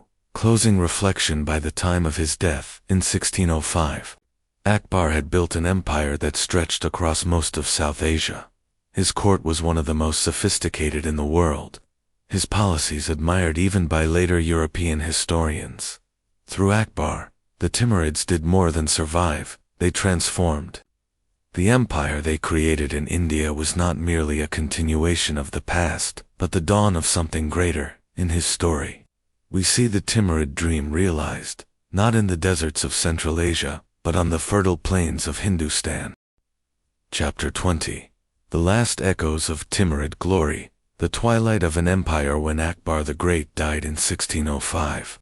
He left behind not only an empire of vast size, but also an idea, vision, of harmony, strength, and magnificence. Yet, like all great empires, the Mughal dynasty that descended from the Timurids was destined to face decline. The story of the Timurids had always been one of brilliance, followed by fragility. Timur himself had built an empire that dissolved within years of his death. Herat had flourished as a city of culture, only to fade under the weight of war. And now, the empire in India, at its peak under Akbar, would in time echo that same cycle. But decline does not mean disappearance. The Timurids left behind legacies that would outlast them, cities, palaces, philosophies, and myths that still resonate centuries later. Jahangir and the lure of pleasure. Akbar's son, Jahangir, inherited the throne with little of his father's iron discipline. He was more a lover of art and beauty than of administration or conquest. Jahangir's reign was marked by a passion for painting, especially detailed, naturalistic works, patronage of miniature artists who created delicate, jewel-like images, a fascination with gardens, inspired by the Timurid love of paradise imagery. But Jahangir's indulgence in wine, opium, and luxury dulled his edge as a ruler. His court became famous for decadence, as much as for refinement. And yet, even in this, one sees the Timurid spirit. For generations, the Timurids had celebrated both power and beauty, ruthlessness and elegance. Jahangir embodied the latter, preserving art even as the empire's stability began to crack. Shah Jahan and the Taj Mahal. If Akbar had built an empire, and Jahangir had savored its pleasures, it was Shah Jahan who gave it its most enduring monument. His reign in the 17th century was marked by architectural brilliance. Most famously the Taj Mahal, built as a mausoleum for his beloved wife, Mumtaz Mahal. The Taj is more than a tamit, is a statement of Timurid legacy. Its gleaming white marble recalls the grandeur of Samarkand's mosques. Its symmetry reflects the Persian love of order and geometry. Its gardens evoke the paradise imagery that Timur himself had celebrated, standing on the banks of the Yamuna River. The Taj Mahal became the ultimate expression of Timurid dreams of fusion of love, art, and immortality. But even as Shah Jahan built wonders, cracks were appearing in the empire. His constant wars strained finances, and his succession struggles sowed division. Aurangzeb, and the weight of empire. Shah Jahan's son, Aurangzeb, seized power through ruthless means, imprisoning his own father. His reign marked both the apex and the beginning of the end for the Mughals. Aurangzeb extended Mughal control to its greatest territorial extent, conquering deep into southern India. Yet his rigid religious policies reversed Akbar's vision of tolerance. He reimposed the jizya tax and clashed with Hindu leaders, creating resentment that would weaken Mughal authority. The empire became vast but brittle, stretched thin by constant wars and undermined by rebellion. When Aurangzeb died in 1707, he left behind a Mughal state that was large but exhausted, magnificent but unstable. The long decline. After Aurangzeb, the Mughal dynasty entered a slow decline. Successors lacked his willpower, and the empire fragmented. Provincial governors asserted independence. The Marathas rose as a powerful rival force. Persian and Afghan invasions devastated Delhi. By the mid-18th century, the once mighty descendants of Timur were reduced to symbolic rulers, their power eclipsed by new forces, first local Indian powers, then European colonizers like the British. The last Mughal emperor, Bahadur Shah Dua, was dethroned by the British in 1857 after the Indian Rebellion. Exiled to Burma, he died far from the splendor of his ancestors. It was the final curtain on the Timurid Mughal dynasty, the legacy of the Timurid sand. Yet, the Timurids never truly vanished. Their spirit lingers in countless ways. Architecture, from Samarkand's Rajasthan to Delhi's Red Fort, from Herat's mosques to the Taj Mahal, their buildings remain among the world's most breathtaking treasures. Art and literature. The Persian miniature tradition, enriched under patronage, spread across the Islamic world and into India, leaving behind manuscripts of exquisite beauty. Ideas of kingship. The Timurids crafted a model of rulership that blended conquest with cultural patronage, ambition with refinement. Their vision influenced not just Asia, but also Europe, where tales of Timur and Akbar fascinated Renaissance minds, myth, and memory. Even in decline, the Timurids became legends. Timurid was remembered as both a brutal conqueror and a builder of civilization. Akbar became a symbol of wisdom and justice. Echoes in the present today, when one walks through the ruins of Samarkand, the marble of the Taj Mahal, or the deserted courtyards of Fettifur Sikri, one feels the ghost of the Timurids. Their story is one of paradoxes, ruthlessness and beauty, destruction and creation, conquest and culture. They burned cities, but built wonders. They waged war, but also cultivated peace. They were both feared and admired. In many ways, the Timurids embodied the contradictions of history itself. Closing. Reflection from Timur's lightning raids across Asia to Akbar's vision of harmony in India. The story of the Timurids is a saga of ambition, brilliance, and impermanence. Empires rise and fall, but what endures is the legacy they leave behind. For the Timurids, that legacy is written not only in stone and marble, but also in memory, in the way we think about power, art, and the blending of cultures. Their journey ended in exile and obscurity, but their imprint on history is undeniable. The Timurids, through both terror and beauty, reshaped the world, and even now, centuries later, their echoes continue to whisper through the corridors of time. And so, as we close this chapter of dark history, we are reminded that the past is never truly gone. It lingers in ruins, in whispers, and in the shadows of forgotten empires. Tonight, we've uncovered only one piece of the puzzle, but countless mysteries still remain. If you found yourself drawn into the story, imagine what awaits in the episodes yet to come. Subscribe to Dark History, where every week we journey deeper into the secrets of our world, empires lost, legends untold, and truths buried beneath centuries of silence. Click that subscribe button, join our growing community of seekers, and step with us into the darkness once again.